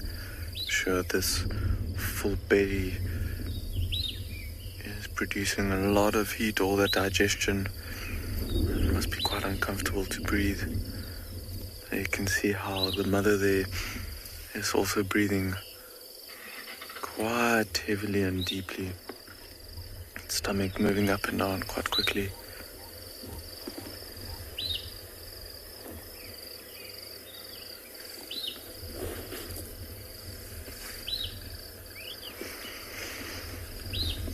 Douglas, you're asking what happens when lion and leopard territories overlap. So I can guarantee you that lion and leopard territories always overlap. But lions don't really have an effect on leopard movement. So leopards will obviously try and avoid the lions as much as they can, but they are such skilled and elusive cats. There's been some research done on the movement of leopards and the effect that other predators have on them. And what they found is that lions actually have absolutely no effect on the movements of leopards because they are, I'm guessing, too sneaky about where they go around, and they are quite elusive, and because they can take their kills up trees, it doesn't really affect them too much where lions are. So the lions here have on Pinda have quite a big territory, or territories, but there's quite a few different leopards that have territories, smaller territories so I'm sure in the territory of these lions there's probably a few leopards that move throughout. See a few butterflies fluttering around in the background there as well. This lioness is still using that little bank there on the ground as a little pillow. Perfect little spot, but you can see she's slowly getting into the sun there. As the sun is coming over, the shade is getting smaller and smaller because they are lying on the western side of that tree there. And as the sun comes over, they'll have to move around into the other shade. So we might see that female, as it gets too hot for her, move into the shaded part to the left-hand side, closer to where this male is lying. This young Soberalt also just in front of him. Oh, I don't know if you heard that sound there. It was one of the youngsters making a sound around the carcass. Carl, you're asking when lions start mating? With females, they go into estrus, into heat every now and then. And it's a natural process that the lionesses will go through. So they don't have a very fixed breeding season. So you might see cubs of different ages throughout the year, and they can give birth and mate throughout the year.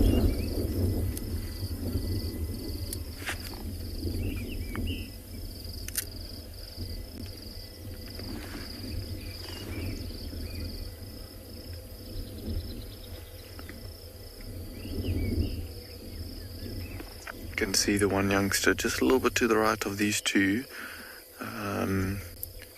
is just starting to open its mouth and pant quite heavily. It's just looking in the opposite direction now. You can see the black behind the ears there. It's looking away from us. Let's see if it turns its head around. There you can see the mouth is open, turning towards us now, and panting quite heavily. It's heating up very quickly now.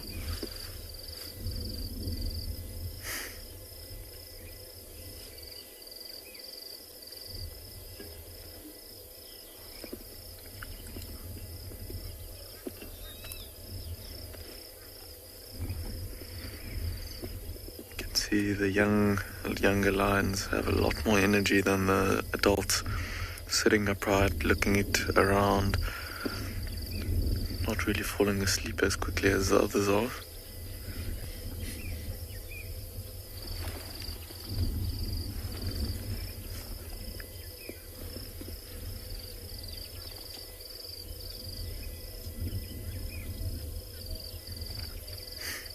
That lioness is almost completely in the sun now on the right hand side there.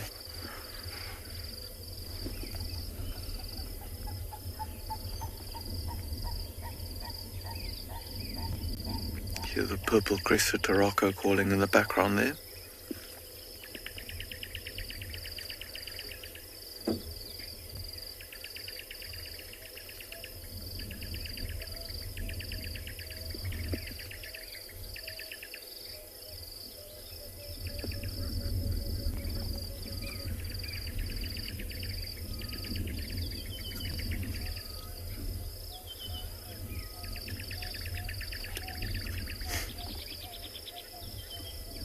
see this youngster that's sitting upright. See, its ears flicking the whole time. Earlier there was a bit of tail flicking from it when it was lying down completely. I wonder if there's maybe a biting fly or something that's been irritating it. That's why it's sitting poised, ready to almost get up and move away. Almost like a bit of a stretch there.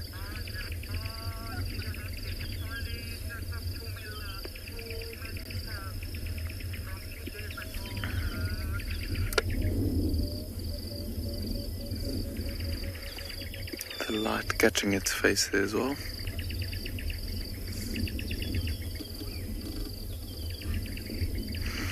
Glenn, you're asking with regards to the carcass that's just off to the side, whether or not there is a hierarchy who feeds first. There definitely is, with these male lions being here. As soon as one of the females or these males have made the kill, the males will come and try and dominate over the carcass and fight with the females and maybe these subadults as well, and dominate over the carcass as much as possible, and they'll eat their fill first.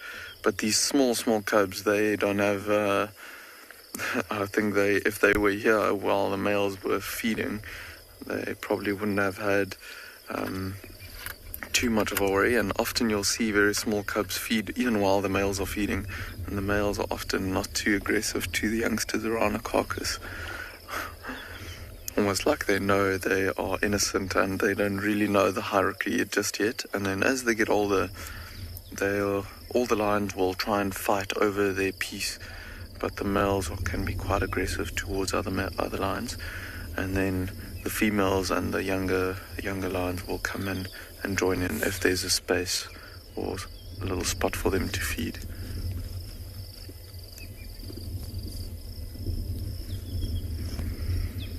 You can see the sun is quickly moving over this youngster sitting upright. Its head is completely in the sun now. The lioness on the right is also in full sun now.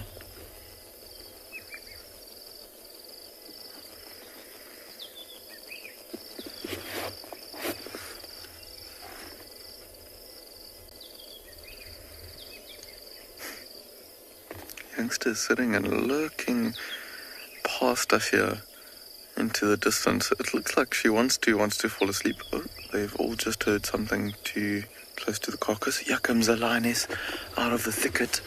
That's what they were looking at. Let's see if the cubs follow her.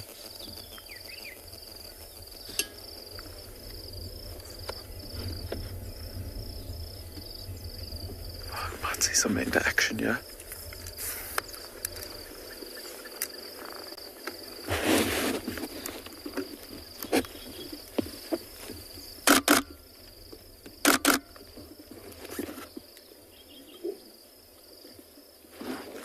Coming and pushing each other away from the lioness there. Oh, there's a bit of a claw to him.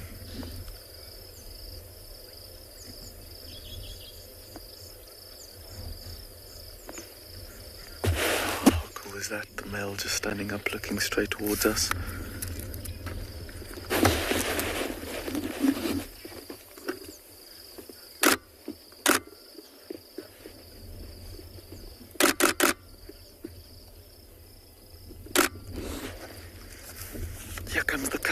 Here comes the cubs out of the bush.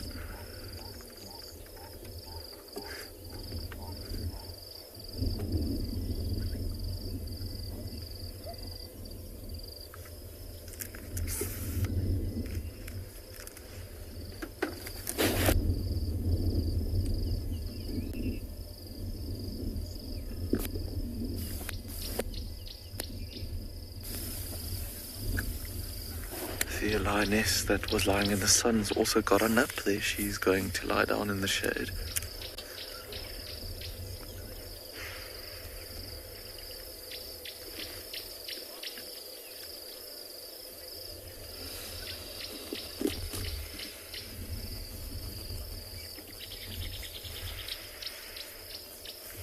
Sarah, so these youngsters are not in a den anymore, but if the mom would have left them in a den site when they were still very small, they would actually stay put and they wouldn't follow her, because they would be too small, and she would also wouldn't want them to follow her because of the dangers that might be out there when they are too weak to move around and move quickly. Don't know if you can hear that, but there's some impalas behind us that have spotted these lions that are now alarm calling to them. Look at the youngsters looking at them. Very interested in these impalas alarm calling.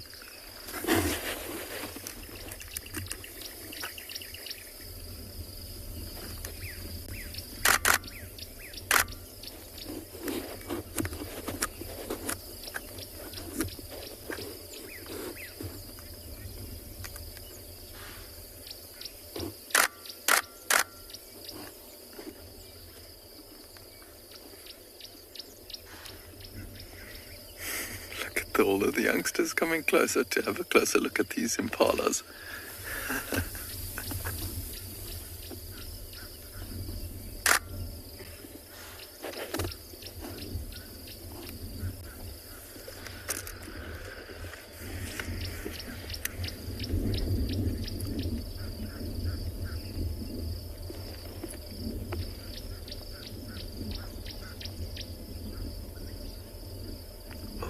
One's getting up and coming closer.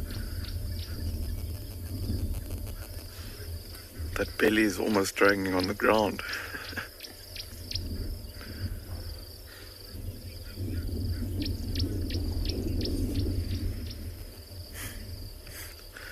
While we see what these youngsters are up to, we are gonna stick around. We might just try and reposition our vehicle a little bit. But yeah, we're gonna stick around for now and see what these lions get up to. I think they might all be in for a nice mid-morning snooze.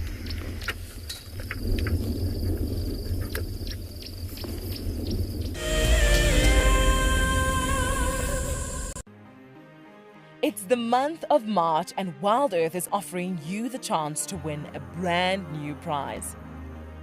Sign up to be a Wild Earth Explorer and you could win a 5-day eco-training ranger experience for 2.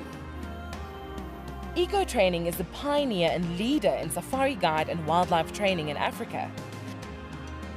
The lucky winners can look forward to approaching dangerous game on foot, tracking and 4x4 driving, learning about animal behavior, and even spending one night sleeping out under a blanket of stars. In addition, you will also get the exclusive opportunity to join the Wild Earth team on the broadcasting vehicle. Sign up to be an explorer now, and it could be you that wins this life-changing experience. Terms and conditions apply.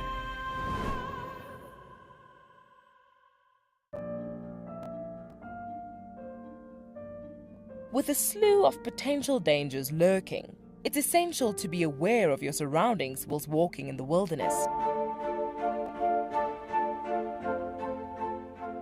20 yards away from one of the most endangered species. This is a big bull. What a moment, what a close encounter with an Ellie bull. He's just over here now. He's moved completely away.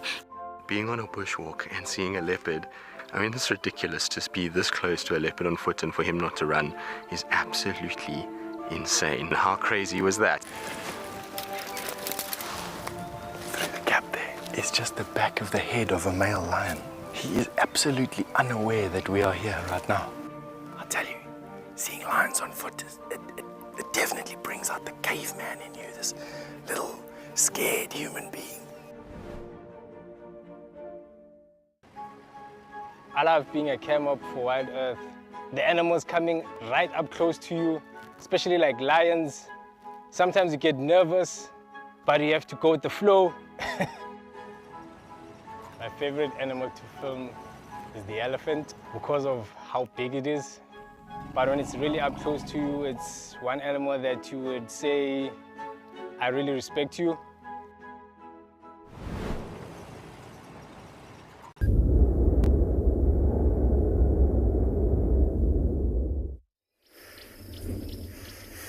These youngsters are being absolutely adorable and just keeping an eye on all the impalas and wildebeest that are moving over the open plain behind us.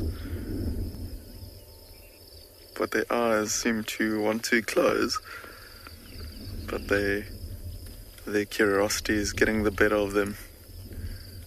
So they just bob their heads up every now and then when there's a bit of movement behind us.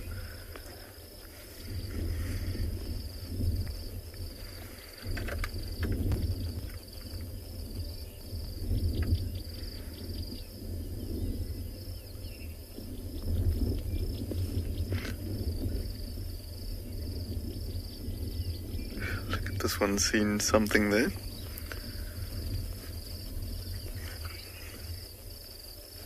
DJ, they are absolutely adorable, and can't imagine that in 6 months to 8 months time they're going to be the same size as the young sub-adult that is sitting behind them there upright. They grow up too quickly for my liking.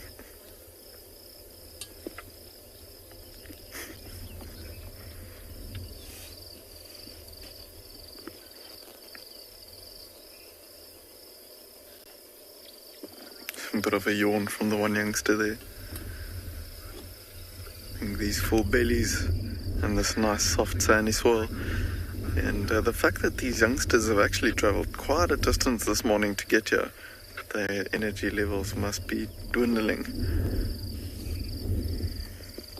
See that sub-adult sitting out in the sun there? She might get up and move to the shade as well. That little bit of shade is getting very small for the amount of lions that are there here.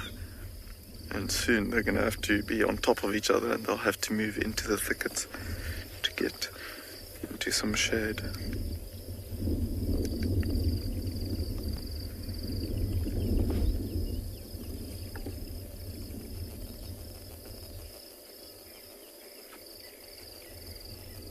There we go. The youngster that we were talking about's just gotten up. Let's see if it can find a spot. Yeah, I found a spot just in the middle there.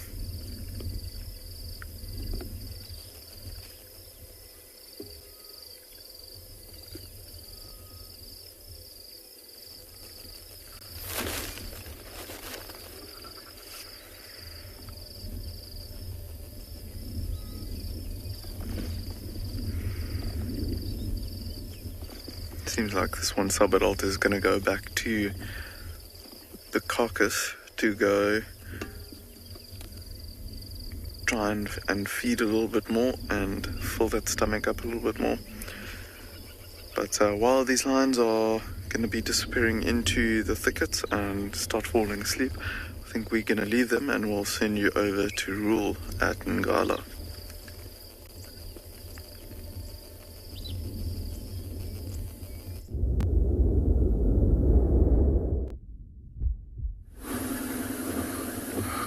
Alright, so we had to change the plan a little bit with the lion search. We decided to move away from the central parts where there was a few members of the pride that was found yesterday in the afternoons. And we decided to go south to try and see if we could find the rest of the pride. Because remember, the Birmingham pride has been almost, I can say they've split it in half, and a few members are in the central parts of the reserve. So, however, we did manage to find tracks in the southern part of the reserve. There were other vehicles that we were working with to try and find them. And the good news is they have found those lions, and we are currently making our way there. At this point, I am not sure what the makeup of the pride is, so I guess we're going to have to wait and see when we get there what consists. But all I know is that at least some of the sub-adult lions have been in the south for quite some time. So maybe when we get there, those 2-year-olds that are almost 2.5 now will be there, with a few lionesses, I think 2 if not 3.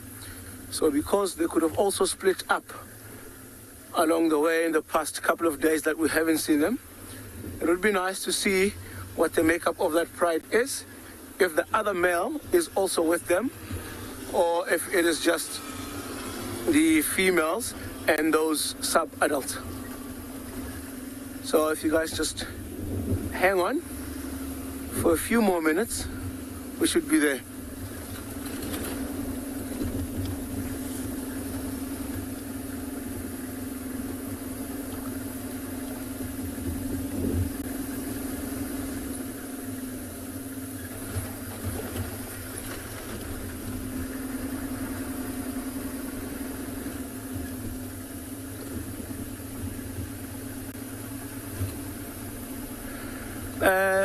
I believe your question is how far will a lioness travel with her cubs? That depends on the age of the cubs. If they are still small, of course, she's going to keep them in more or less the same area. And the older they get, the bigger the distance they can cover. In this case, what I've seen with this pride in particular, the Birmingham Pride, once the cubs are somewhere around a year, they can actually get them to walk quite a long distance. And sometimes we even think that they made them move too far. But I think when at the age where these ones are about 2.5 now, they can go as far as the whole pride can go. But when the cubs are still small, they would move very short distances and keep them there for a while, then move them again, and so forth.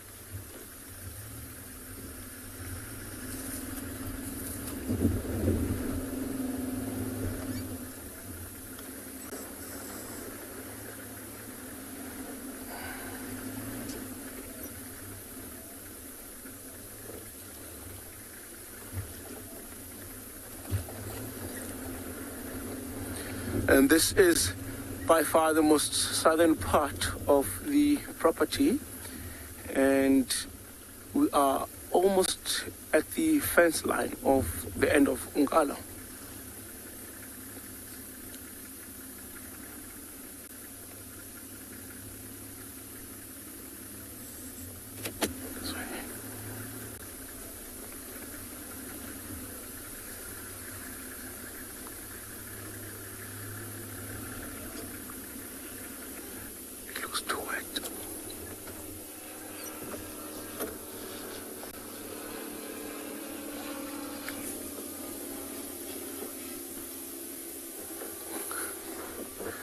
There we go. You can see there's one of two of those, and there is the white ones. We have not seen these guys in a long time. See, that is that white female there, and if you look off to your left, that's that white male behind the bush. It's nice to see that these guys are still alive. You know, when you don't see them for over a week or 2 weeks, you start asking yourself a lot of questions because you're not sure what could have happened in all that time. But to see them again, it gives you a little bit of a relief.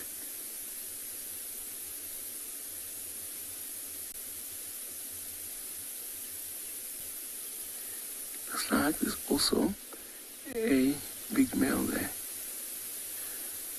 Just wondering if it is the Ross male or that Birmingham young male. So maybe.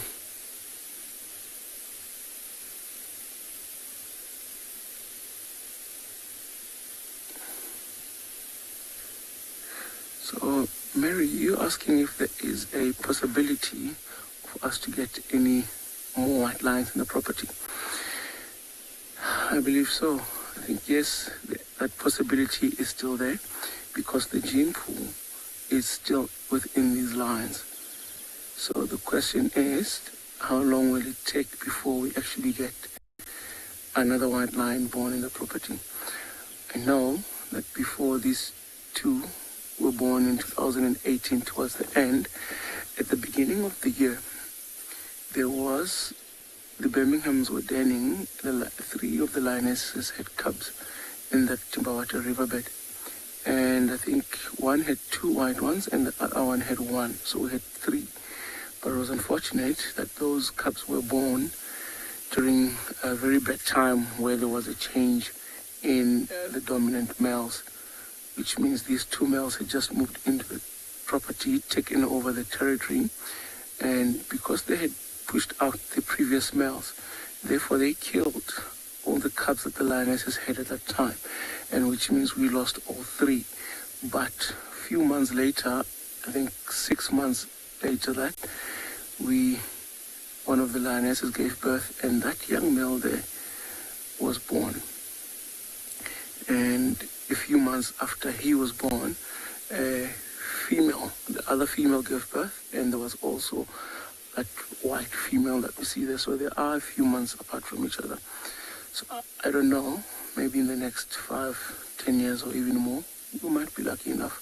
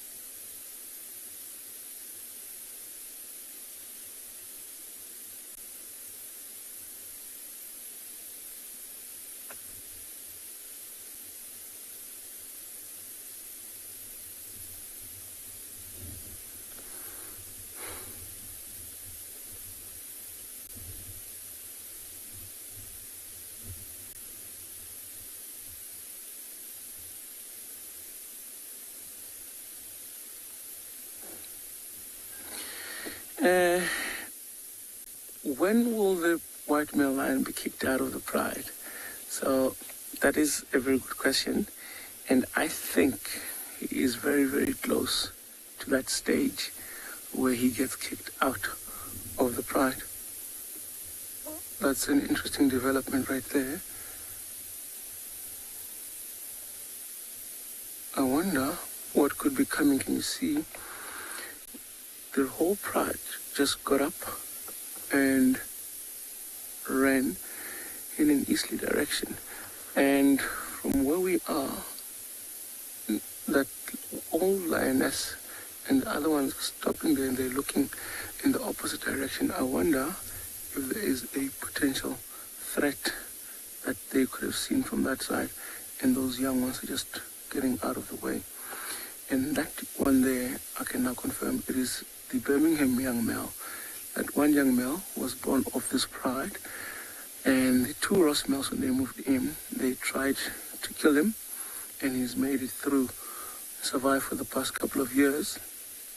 It has been a very difficult couple of years for him, so he has not been kicked off to exile. Marianne, to get back to your question,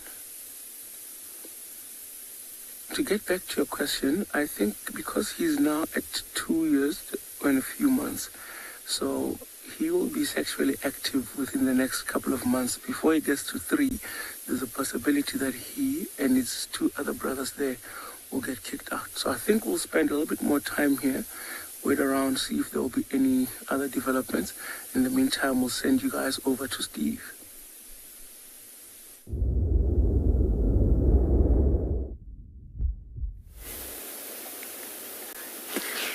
Sounds like lots of action that side. You haven't missed anything this side, everybody. We've got a very flat leopard who I promise you is there in the grass. She has gone into a state of catharsis. Energy expenditure, it's all part and parcel of how animals are adapted. That's why our predators are active when it's cooler. Night time, they've evolved to be active at night time because it's easier to move around. They don't expend as much energy moving in the heat. As you all know, sometimes, when it's so hot you just can't do anything.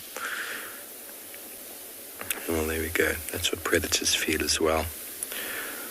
But on a day like this, it's pretty cool She's just biding her time. She knows a prey animal will make itself available at some point, or she'll hear something and she'll move off. So while she waits, like many people learn in the army, when there's no action, you rest and have a quick snack. Eat some food, take a cat nap, because action could happen at any time. That's the perpetual state of these cats.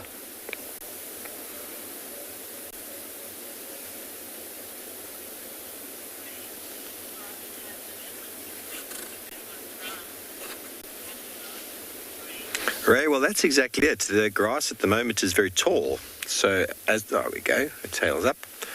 As the grass starts to dry out and go brown, her camouflage actually works even better.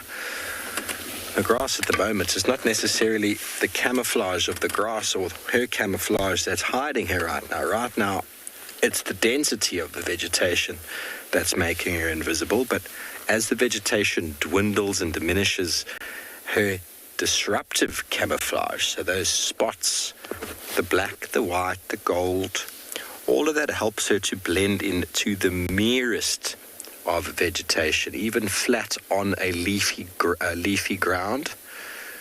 She is almost invisible if she lays flat, because the disruptive markings are designed to break up her three-dimensional line, her three-dimensional sort of body shape, which is what these prey animals are trying to identify.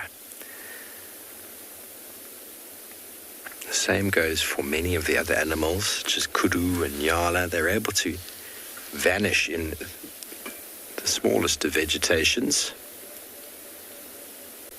But right now, it's mainly the density of the vegetation that's hiding her. But of course, if it was browner, she'd blend in even better. The brownness also comes with diminished grass. Grass starts to fall over. It also does make a little bit more noise when it's brown because it's dry. And they have to be even more careful when they walk and step. But you'll sometimes see leopards stalking on open ground on almost no vegetation at all. And when they lie flat, prey animals look and they can't see them. It's remarkable. Oh, hello. There you are.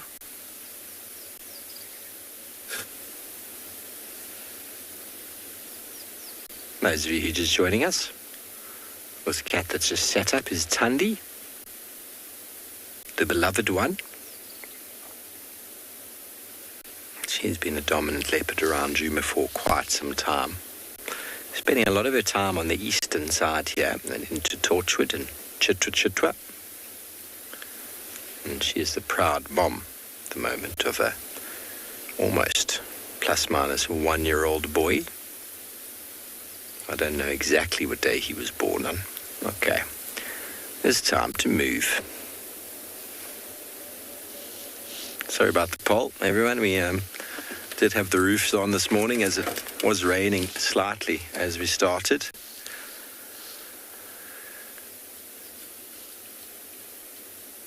Enough of a cat nap, it's time for some action.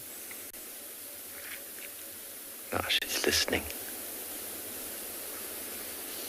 The wind is very slight coming from in front of her. It's gusty and then it's quiet, gusty and then quiet.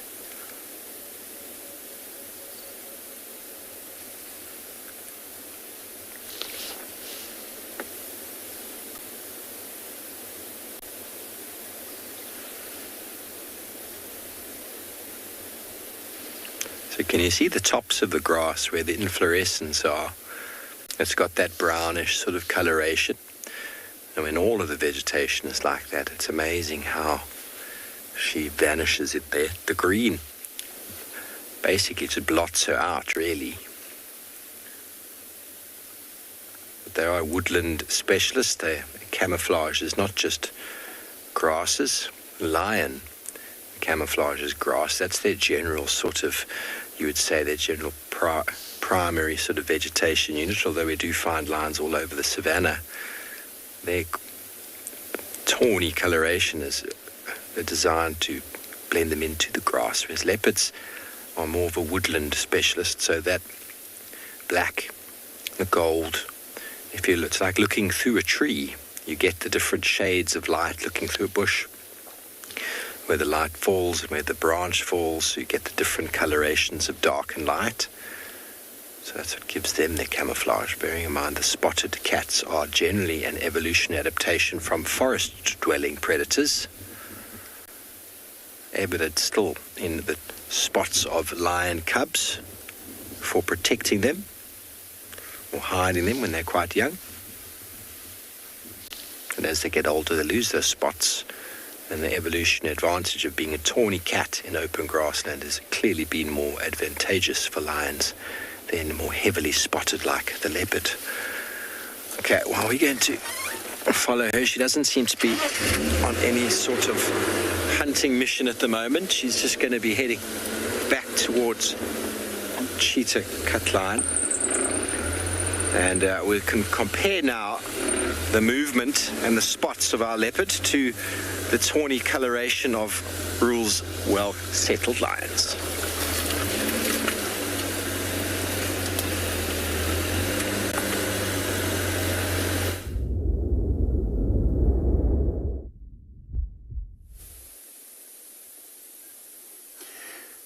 I must say I do agree. These cats actually blend in very well with their surrounding environment. And you can see here this young male with his head sticking out the mane there. But look at these lionesses. You can see there is 2 lionesses right there. And the other one, you can hardly see the head of her in the tall grass there. And I think this would answer a lot of people's question, where people would say lionesses do all the hunting and males don't.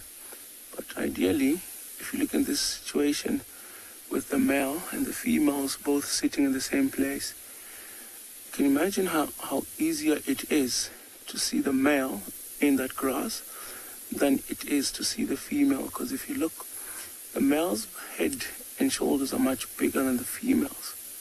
And with the mane on top of that, having a different dark color, it doesn't blend in as much as the females. So in a sense, the males will hang back if it is a prey that the females on their own can bring down.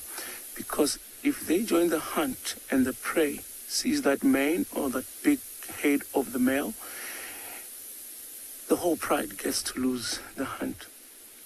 But if it is a big prey that they might need the weight of the male or the help there, then the males will join the hunt. But in most cases, because the male's bodies are too big, they just sometimes hang back and let the females do the job, because they know that the females can do it. In some cases, when the males are off patrolling, scent marking, sometimes they are away from the females for a number of days, close to a week. And at that time, they do need to hunt and eat. So they are capable of doing it themselves. In fact, we have seen 2 males, where each one male had a buffalo carcass about, say, 100 meters away from the other one. So it shows that these guys can hunt and are capable of hunting, but sometimes not to spoil the hunt for the rest of the pride is the best option. But also, they know that they get first rights when it comes to the feeding. And I can see in the distance that one lion is coming back this side. I wonder what happened maybe with the swell of the wind.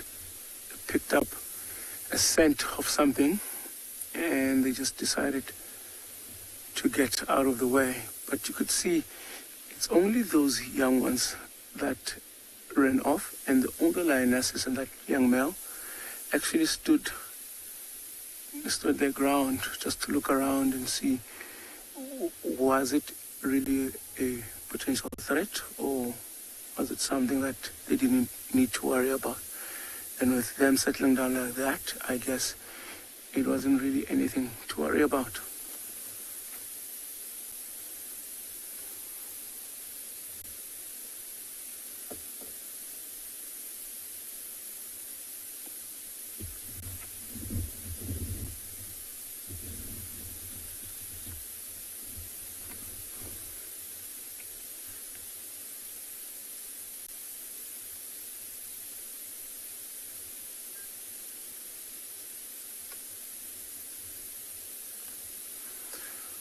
Alright, I think we'll stay with these animals for now. So stay tuned, and I'm gonna send you guys to Trishana, who's got something that's incredibly slow for you guys.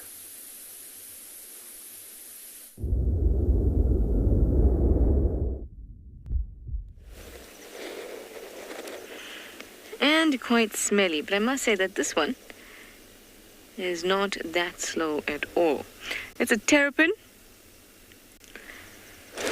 It looks to be a serrated Hinge Terrapin. You see the serration at the back there.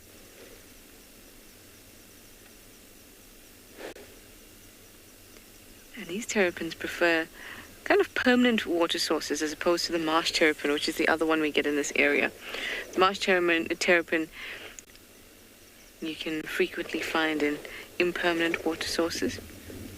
But these ones, they like to be in permanent water sources. And we're right next to twin dams. So that's probably what it was making its way to. Now it's decided to turn around.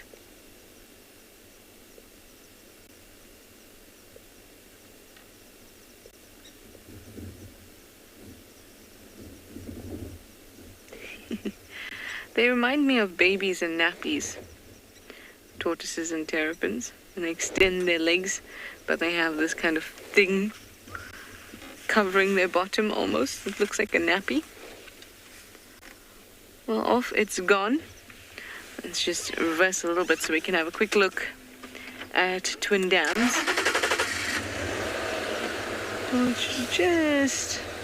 There we go. Actually, I'll just park a little bit forward. So we're in this area because a leopard was spotted in Little Gowrie, which is just south of here. So very likely it's Sibui. So I thought we'd just hang around in this area because she is known to walk in from that Baboon Pan area to Twin Dams. The wind is picking up. It's quite cold today, I must say.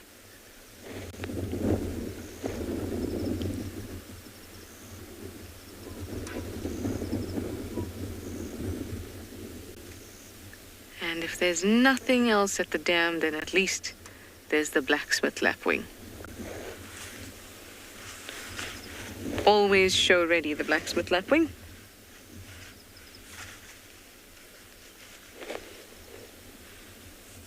And you can see with the grass how windy it is.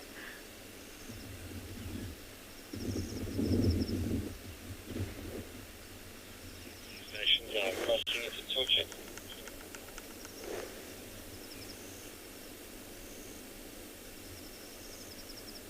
Beautiful long legs. And a very reliable bird. It's calling. Reliable in the sense that you'll almost always find them when you're out and drive. And off it's gone too.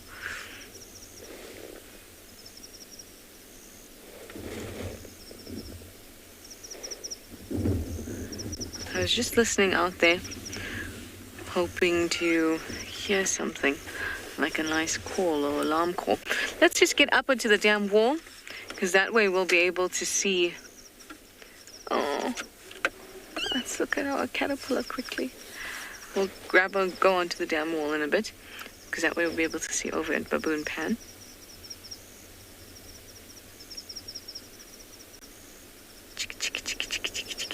Oh, I love them so much. They're so cool. It is a caterpillar, or maybe you call them an inchworm because they inch along. Inch, inch, inch, inch, inch, inch. And even though it looks like it may have many legs, it's only got 6 true legs. The others are called pseudopoda, false legs. that assists it while it's moving in this form as a caterpillar. But in fact, it is an insect, and the thing that classifies, or one of the things that classify an insect, are 6 legs. So 6 true legs. Maybe it'll give us the opportunity to see them. The 6 true legs will be right in front. The ones at the back are all false.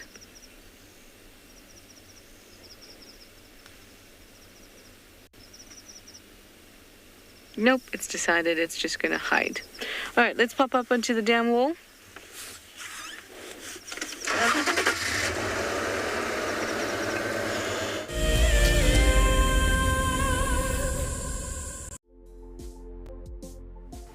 On the 27th of April, Wild Earth will be turning 14 years old, and we wouldn't be here if it wasn't for all of you.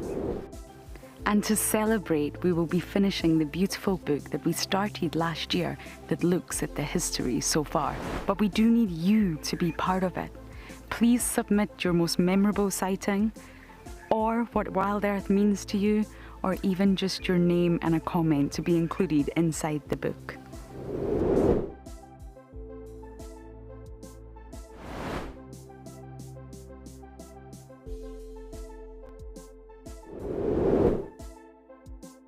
Head over to the website to add your name and reserve your copy.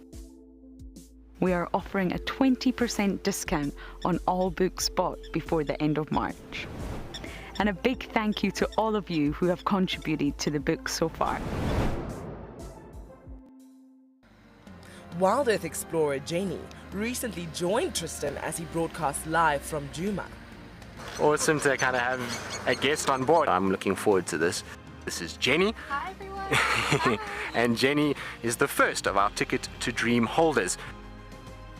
If you want to go on safari with a Wild Earth guide, whilst honing your bush knowledge and of course featuring in one of our shows, then head over to our website. Literally being with Tristan on the vehicle today has been incredible. It has truly been a dream come true. Sign up to be a Wild Earth explorer and you could be making your first ever on-screen appearance. I would highly recommend being a part of the Explorer program and being able to be a part of an interactive live drive.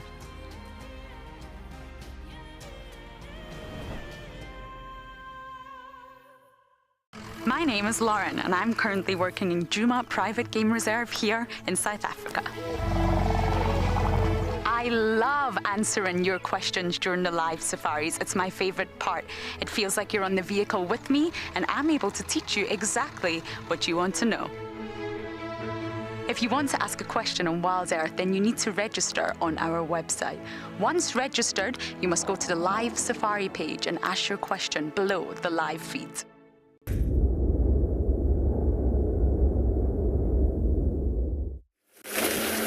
Hello everybody, welcome back.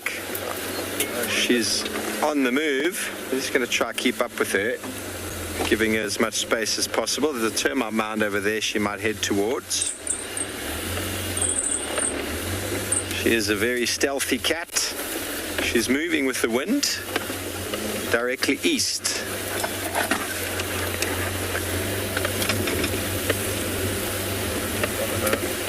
She's on the mound, which is something you always can anticipate.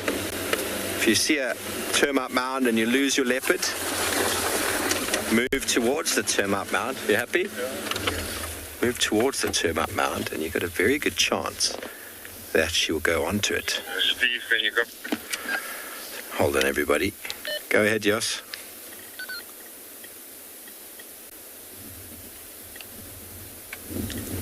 Jos, go ahead.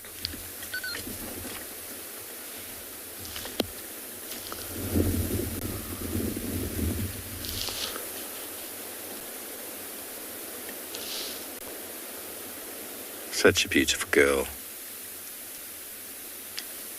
Yes, I'm standing by.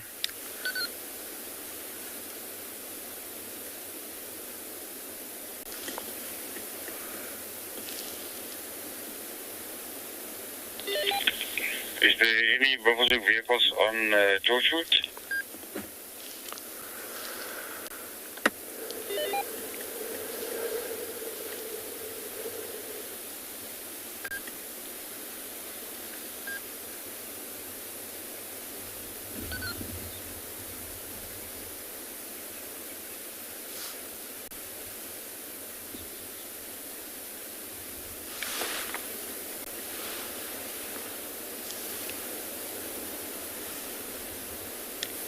Yeah, yours come east from there. I think you probably see my tracks.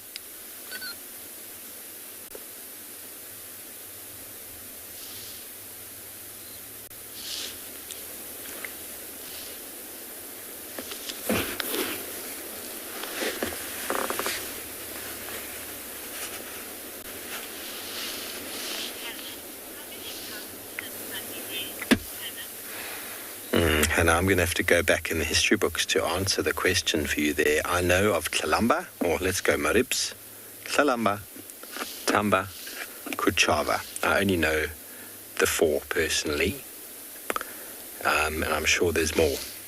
She's been around for a while. Female leopard, should I say, start breeding at about 3.5, 4 years of age. And she, must be 14, 15 now. So is that all of them? Please, who else knows the others? I haven't been introduced to her other offspring before, but I'm certain there's at least 1, maybe 2 more in there.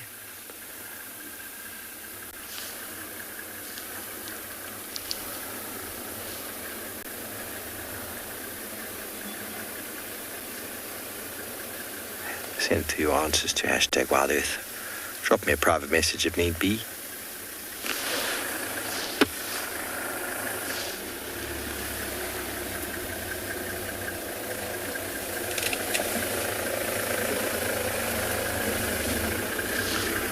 Joined by another vehicle, as you can probably hear. Thandi getting the most elevation she possibly can.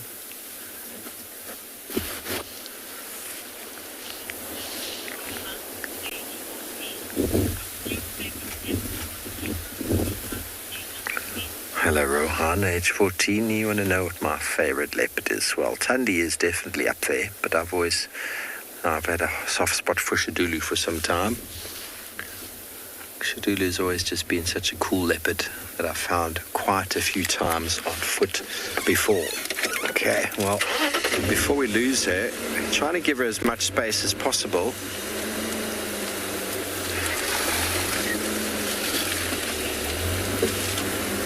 Amazing how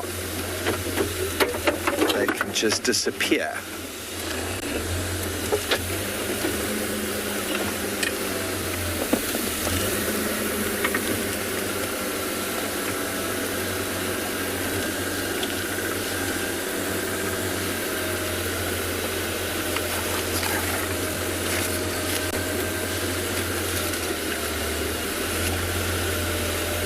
Just like that, she's gone. Well, those of you who've never been introduced to the Thandi slip before, she's very good at giving us the slip, which is okay. It's what leopards do best. Okay, well, it doesn't sound like Rules Lions have given him the slip, so let's send you back over to him.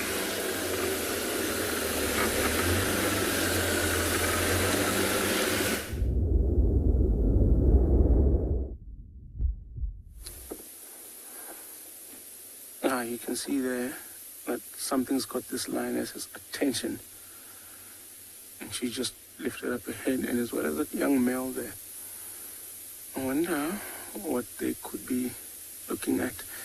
The rest of the pride is scattered amongst this tall grass, and with their size being relatively small, it's quite difficult to see but the tips of their ears and their heads.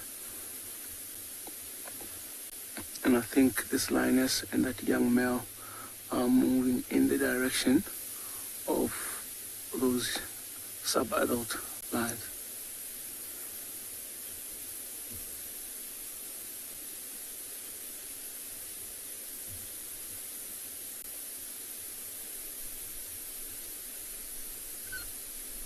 You can see when he walks, he's limping.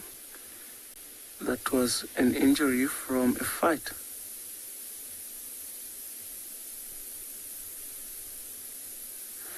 Yes, and I believe you asking if is it hard for white lions to hunt due to their color. I think it would be difficult for them to hunt, especially on their own, as that white will always stick out or stand out. but be it in a pride or in a coalition of males, that could actually work in the lion's advantage. You know, when they want to ambush some prey, to use that white one as a diversion or a distraction, and allow the rest of the pride to get into positions. So having that color can be both a pro and a con at the same time.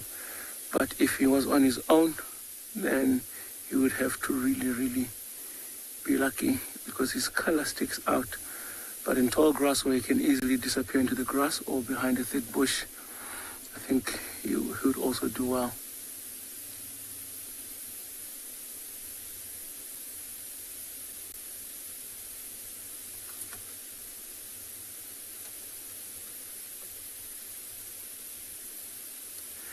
You can see they're still moving down towards the rest of the pride. I'm quite interested to see where they're gonna go, what's gonna happen from here on. And interestingly enough, you can see that young male been moving behind that female for the entire time that we've been here. But he is not the dominant male, and if she is in heat, it would be interesting to see if he's gonna mate, which is quite rare to see that this young male comes from this pride. And I see most of them there have also got their heads up, and it looks like they are on the move. So we might follow them and see where they head to. We're driving in a very thick place here, a lot of tall grass. We might lose them. All right, so we're gonna try and stick with them, see if we'll follow them to where they're heading. And I did hear some impalas earlier on in that direction that they're heading in, alarming. And I think it's when those sub-adults got up and ran. So maybe an impala would have seen these animals on that side. So what we're gonna do, we're gonna stick with them, follow for now, and see what the outcome will be.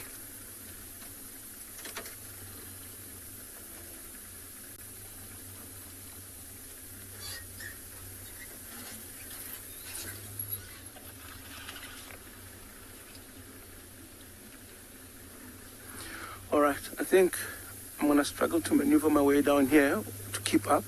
So I'm gonna send you guys over to Josh, and he'll give you guys an update while we try and stay with these lines.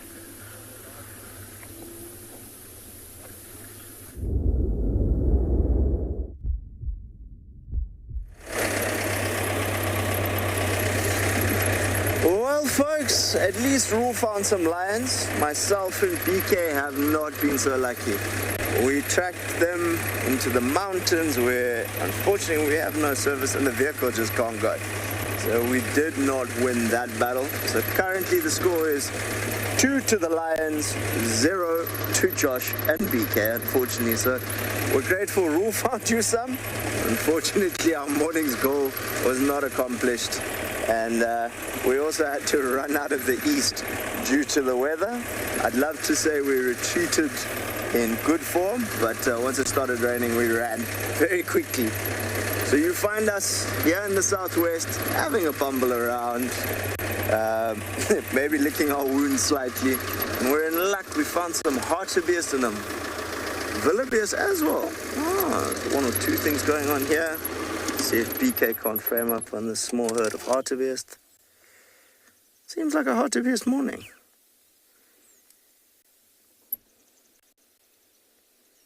As I said earlier when we sat with that first individual, we don't have a huge amount of them in the west because of our two cheetah boys who are very partial to them. I've got one individual staring at us, so definitely at least 3 here, but might potentially be more. Very curious. So these guys are probably about 120, 130 meters away from us and giving us quite a lot of attention. So definitely not the most comfortable around the vehicle.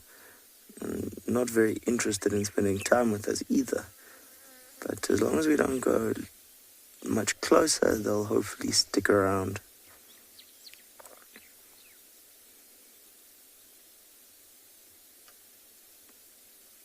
Nah, they're just not interested in us.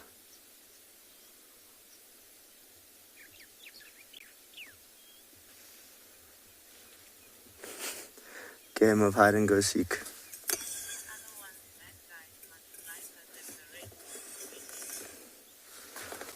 Why is the one's backside much lighter than the rest, Wendy? I'm not sure. I'd say that's just an individual characteristic more than anything else.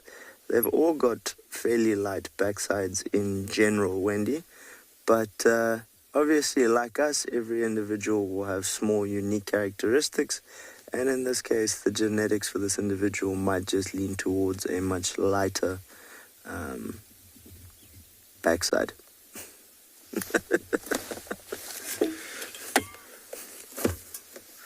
Yeah, they're not too interested in us, that's for sure. You got one hiding behind a tree, two hiding behind a tree, and a third one to the left hiding behind a bush, but still giving us the eye. Unfortunately, not the best visual, but they are there. What's landed on that one's back? A little bird. Don't know if BK might be able to punch in a little bit closer. So we don't get oxpeckers on Tswalu. They've been recorded before, obviously, but not a common one. I'd love to have known what bird decided to use that hartebeest as a rest post.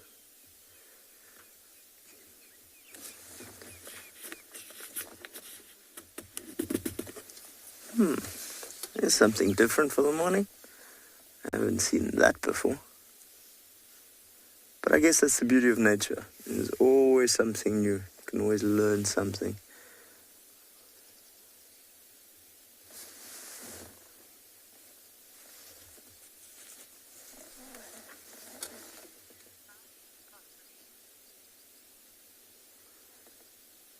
So folks, we're going to carry on bumbling a little bit more south and see what else we can find to share with you. We're going to send you across to Steve.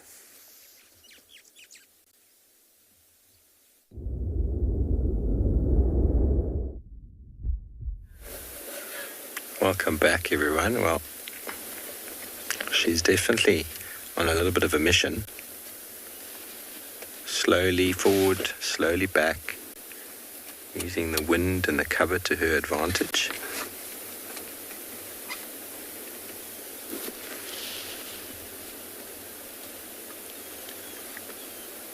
This kind of behavior is one she uses for catching duiker and steenbok.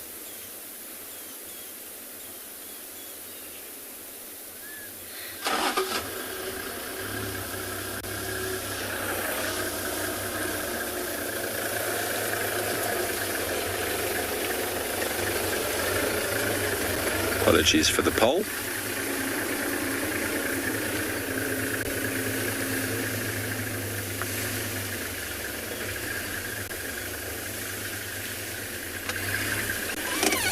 Going to have to turn around.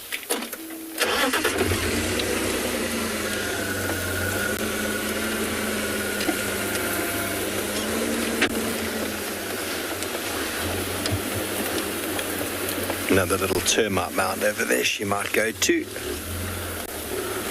And hopefully preempt it.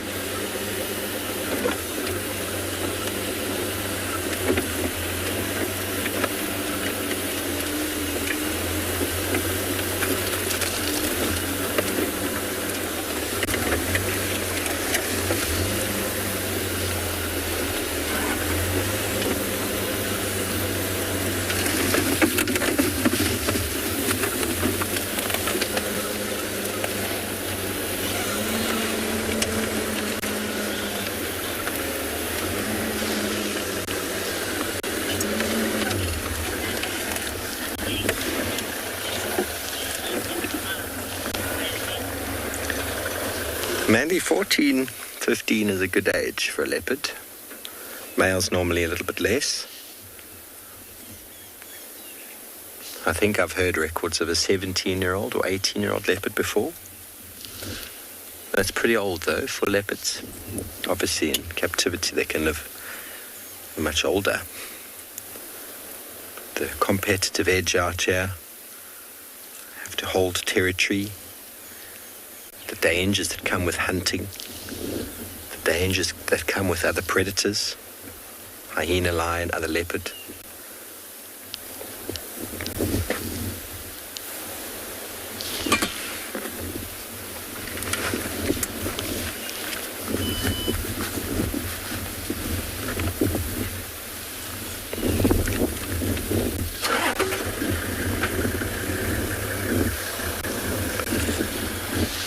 Okay, there you are.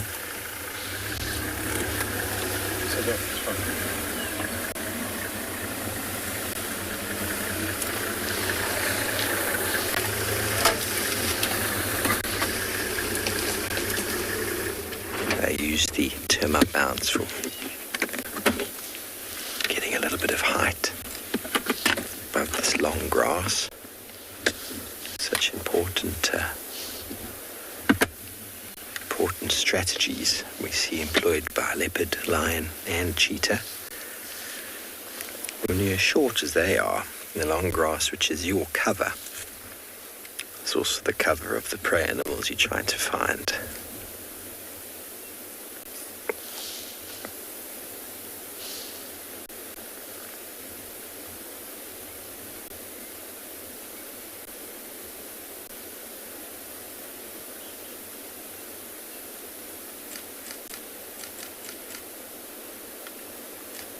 We are joined in the sighting. If you hear a camera snapping away.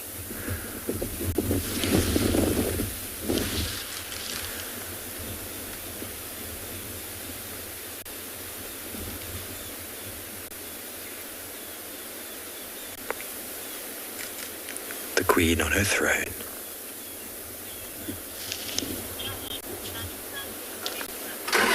Okay, well, we're going to stay with Tani a little while longer. Send you over to Josh, who's found some large birds.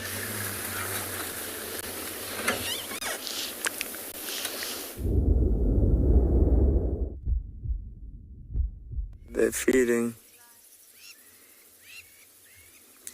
Well, folks, it's definitely been a big cat morning for you. Lions, Steve's got a leopard sitting on a termite mound. I'd love to say I'm not jealous, but I definitely am. So what we found here is something slightly different. We've got 2 male ostriches and 1 female here in the frame. And then to the left, who's just gone behind the bush, unfortunately, is a 3rd male. So we were just quite surprised to see the ratio, especially since they're not fighting or dancing with each other. But they do seem to be having quite a bit of movement. So we're actually not quite sure what's going on here. Now, having a look at the male's legs, I don't see that very pink sheen in the front, which would tell us that they're in heat and going to be trying to compete with each other for this lady's attentions. So I do wonder what's going on.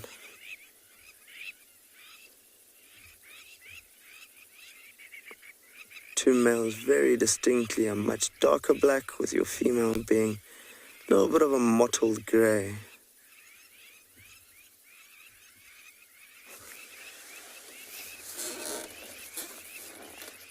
We've got one very bemused wildebeest just staring at us as well. So there go these two.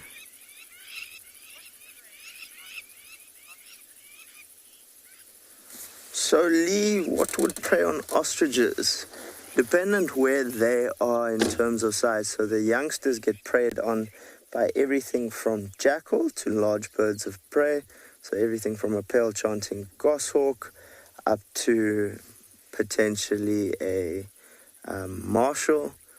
But as they get older and a little bit bigger, they become a very popular meal for lion, for cheetah. I've never seen a leopard feed on them, but I would be very comfortable in saying there's a good chance that they would try.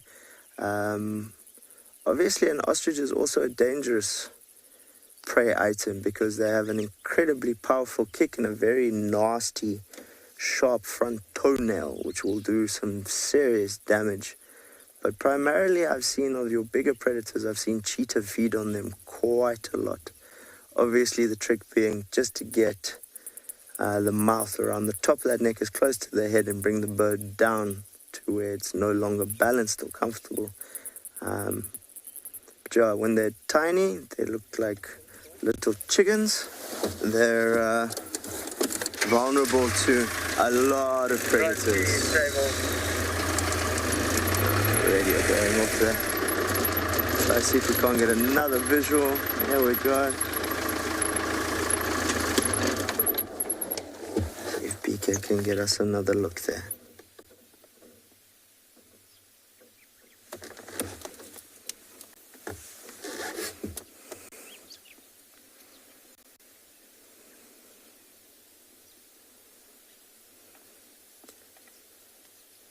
There was once a myth in regards to ostriches always swallowing shiny things. Now, they do swallow rocks to help with their digestion, but there was a period in history where during the diamond rush, ostriches, if seen, would have been killed, not necessarily just for the feathers and the leather, and the meat, which would have kept people alive, but to check their stomach contents for raw diamonds. Now, if you know anything about an uncut diamond, it's a rather greasy looking rock. It doesn't have any of the sparkle of that lovely engagement ring that has to be cut and polished to that. There was a belief that they would swallow anything shiny. And I do know more than one person that might have lost a watch or something at an ostrich farm.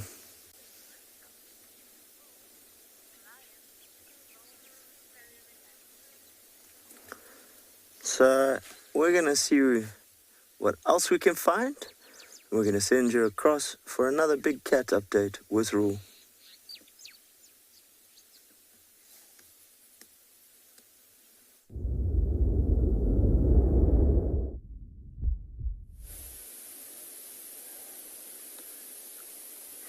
You can see they had settled down for quite some time in these very thick bushes.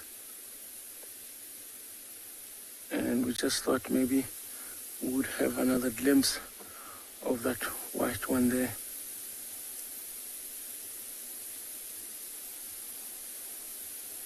She seems to be a little bit restless, moving from one lion to the next.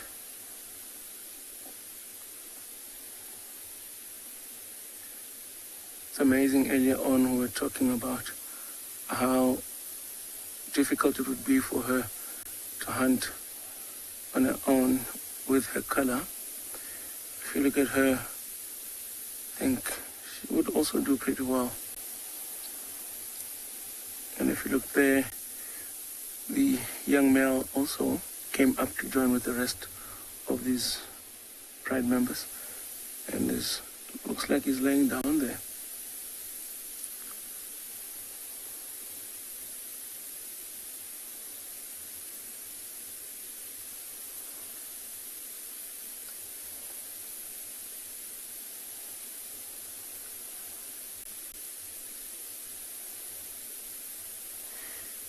Now you can see how thick it is. We've had plenty of rain and there is plenty of water.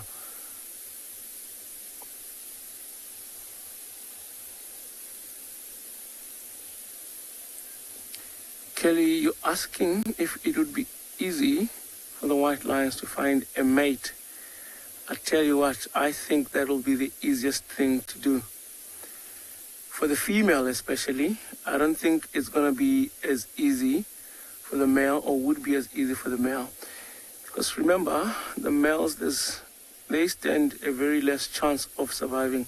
Right now, he is with the pride, and he and his brothers will get kicked out of the pride in the next couple of months. And then life will get tough for him and his brothers. And if he and his brothers make it and they survive and they get into their primes, or at least they'll be somewhere around 6 towards 7 years of age, and they're strong enough, because it is 3 of them, that is quite a large coalition and it's going to have a lot of strength. So to find a mate, they will have to fight to get a mate. Should they win the fight against those rivals or whatever males, depending on where they are, and then in that manner, that white one would have found a mate. And with the female, she's going to be with this pride in particular.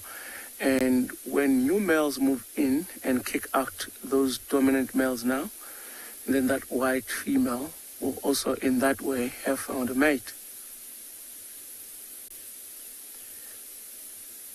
So you see, it's one of the reasons why, for me, it was more exciting when the second one was born, because I knew back then that that young male, it's nice to have a white lion in the reserve, and him being a male, he was going to be kicked out of the pride, and he was going to move off to wherever life takes him. But when that female was born, for me, it was actually the best news, because she's now going to stay with the pride, if she survives, for quite some time, which means we're not worried about having a white lion for 3 years or so in our property. Whereas if this female survives, she could easily live close to 15 years of age, which means for the next while, we might have a white lion in the property. It would be nice to actually see how long she's going to survive.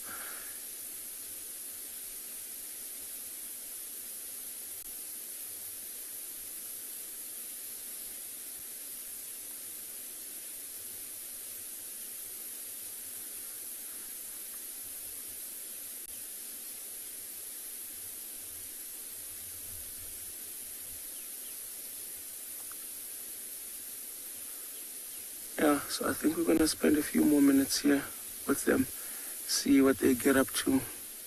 It's warming up, and I think these lions will now start to settle down for the rest of the afternoon. I can already see one of them yawning over there. Signs of them, they might have been moving throughout the entire night, so they'll need to settle in. And it's quite thick, shaded with a bit of cloud cover.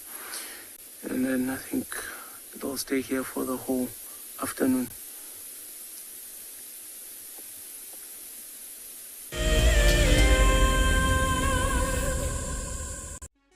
For all of you Wild Earth explorers who bought plaques, today is the day that you will make your very first safari on our vehicle.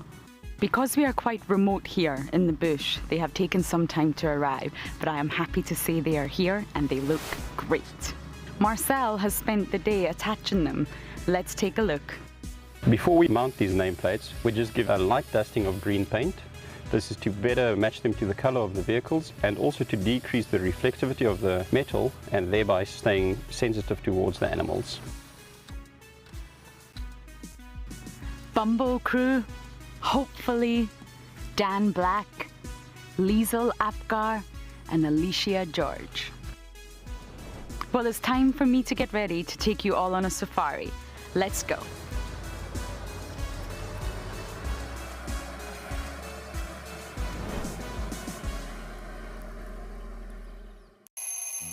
Our lives are dictated by alarm clocks, traffic jams, constant multitasking, and countless distractions. The wilderness is where many of us feel the most human. On a bushwalk, we become part of the natural landscape. As you step off the vehicle, everything comes alive.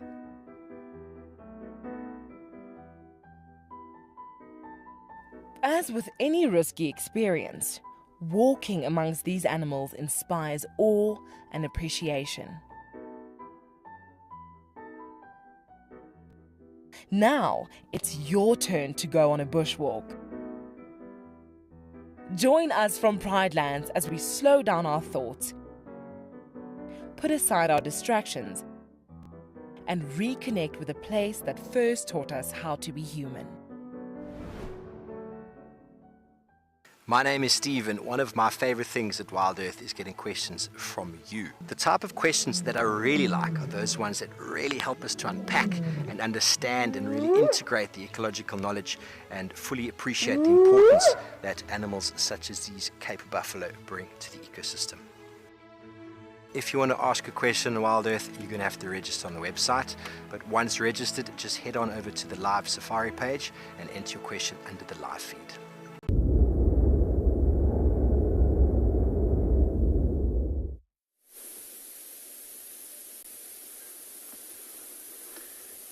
It is always a pleasure or a treat to actually get to see these white lions here, or to see these lions in general, because, you know, a lot happens during one night in their life. When we are off sleeping, these animals are on the move, constantly avoiding all the dangers and threats. And I'm impressed that this pride has managed to keep these cubs safe for the past 2 years, 2.5 years, which is great. It means that they've done well. And I am glad that we actually eventually got to see them after not seeing them for quite some time. You can see there she's got her head up. You can see the other one stretching there as well, also showing signs that they might want to rest. So I believe that they'll be resting somewhere around here. Of course, they could move due to unforeseen circumstances if anything comes in or anything pushes them off. But otherwise, if nothing like that happens, they'll only move if the sun comes out and it starts warming up to try and get shade. But today we do have a very cool breeze, so they will be in this place for quite some time. I really think having to see them after so long is actually very, very nice, and it is a blessing. Because out here, you really take it one day at a time.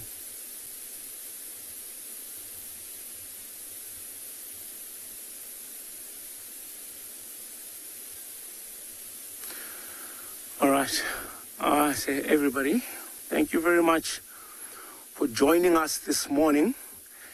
We hope that you guys had a very wonderful show, and we are still hoping to see you guys again in the afternoon and try and see if we'll be as lucky as we were this morning. It has been a wonderful morning, and it has been a blessing to actually get to see these white lions after a very long time. So remember to just come back again this afternoon. Tune in, watch. We will take you guys across the African wild, see what the safari has to offer you guys.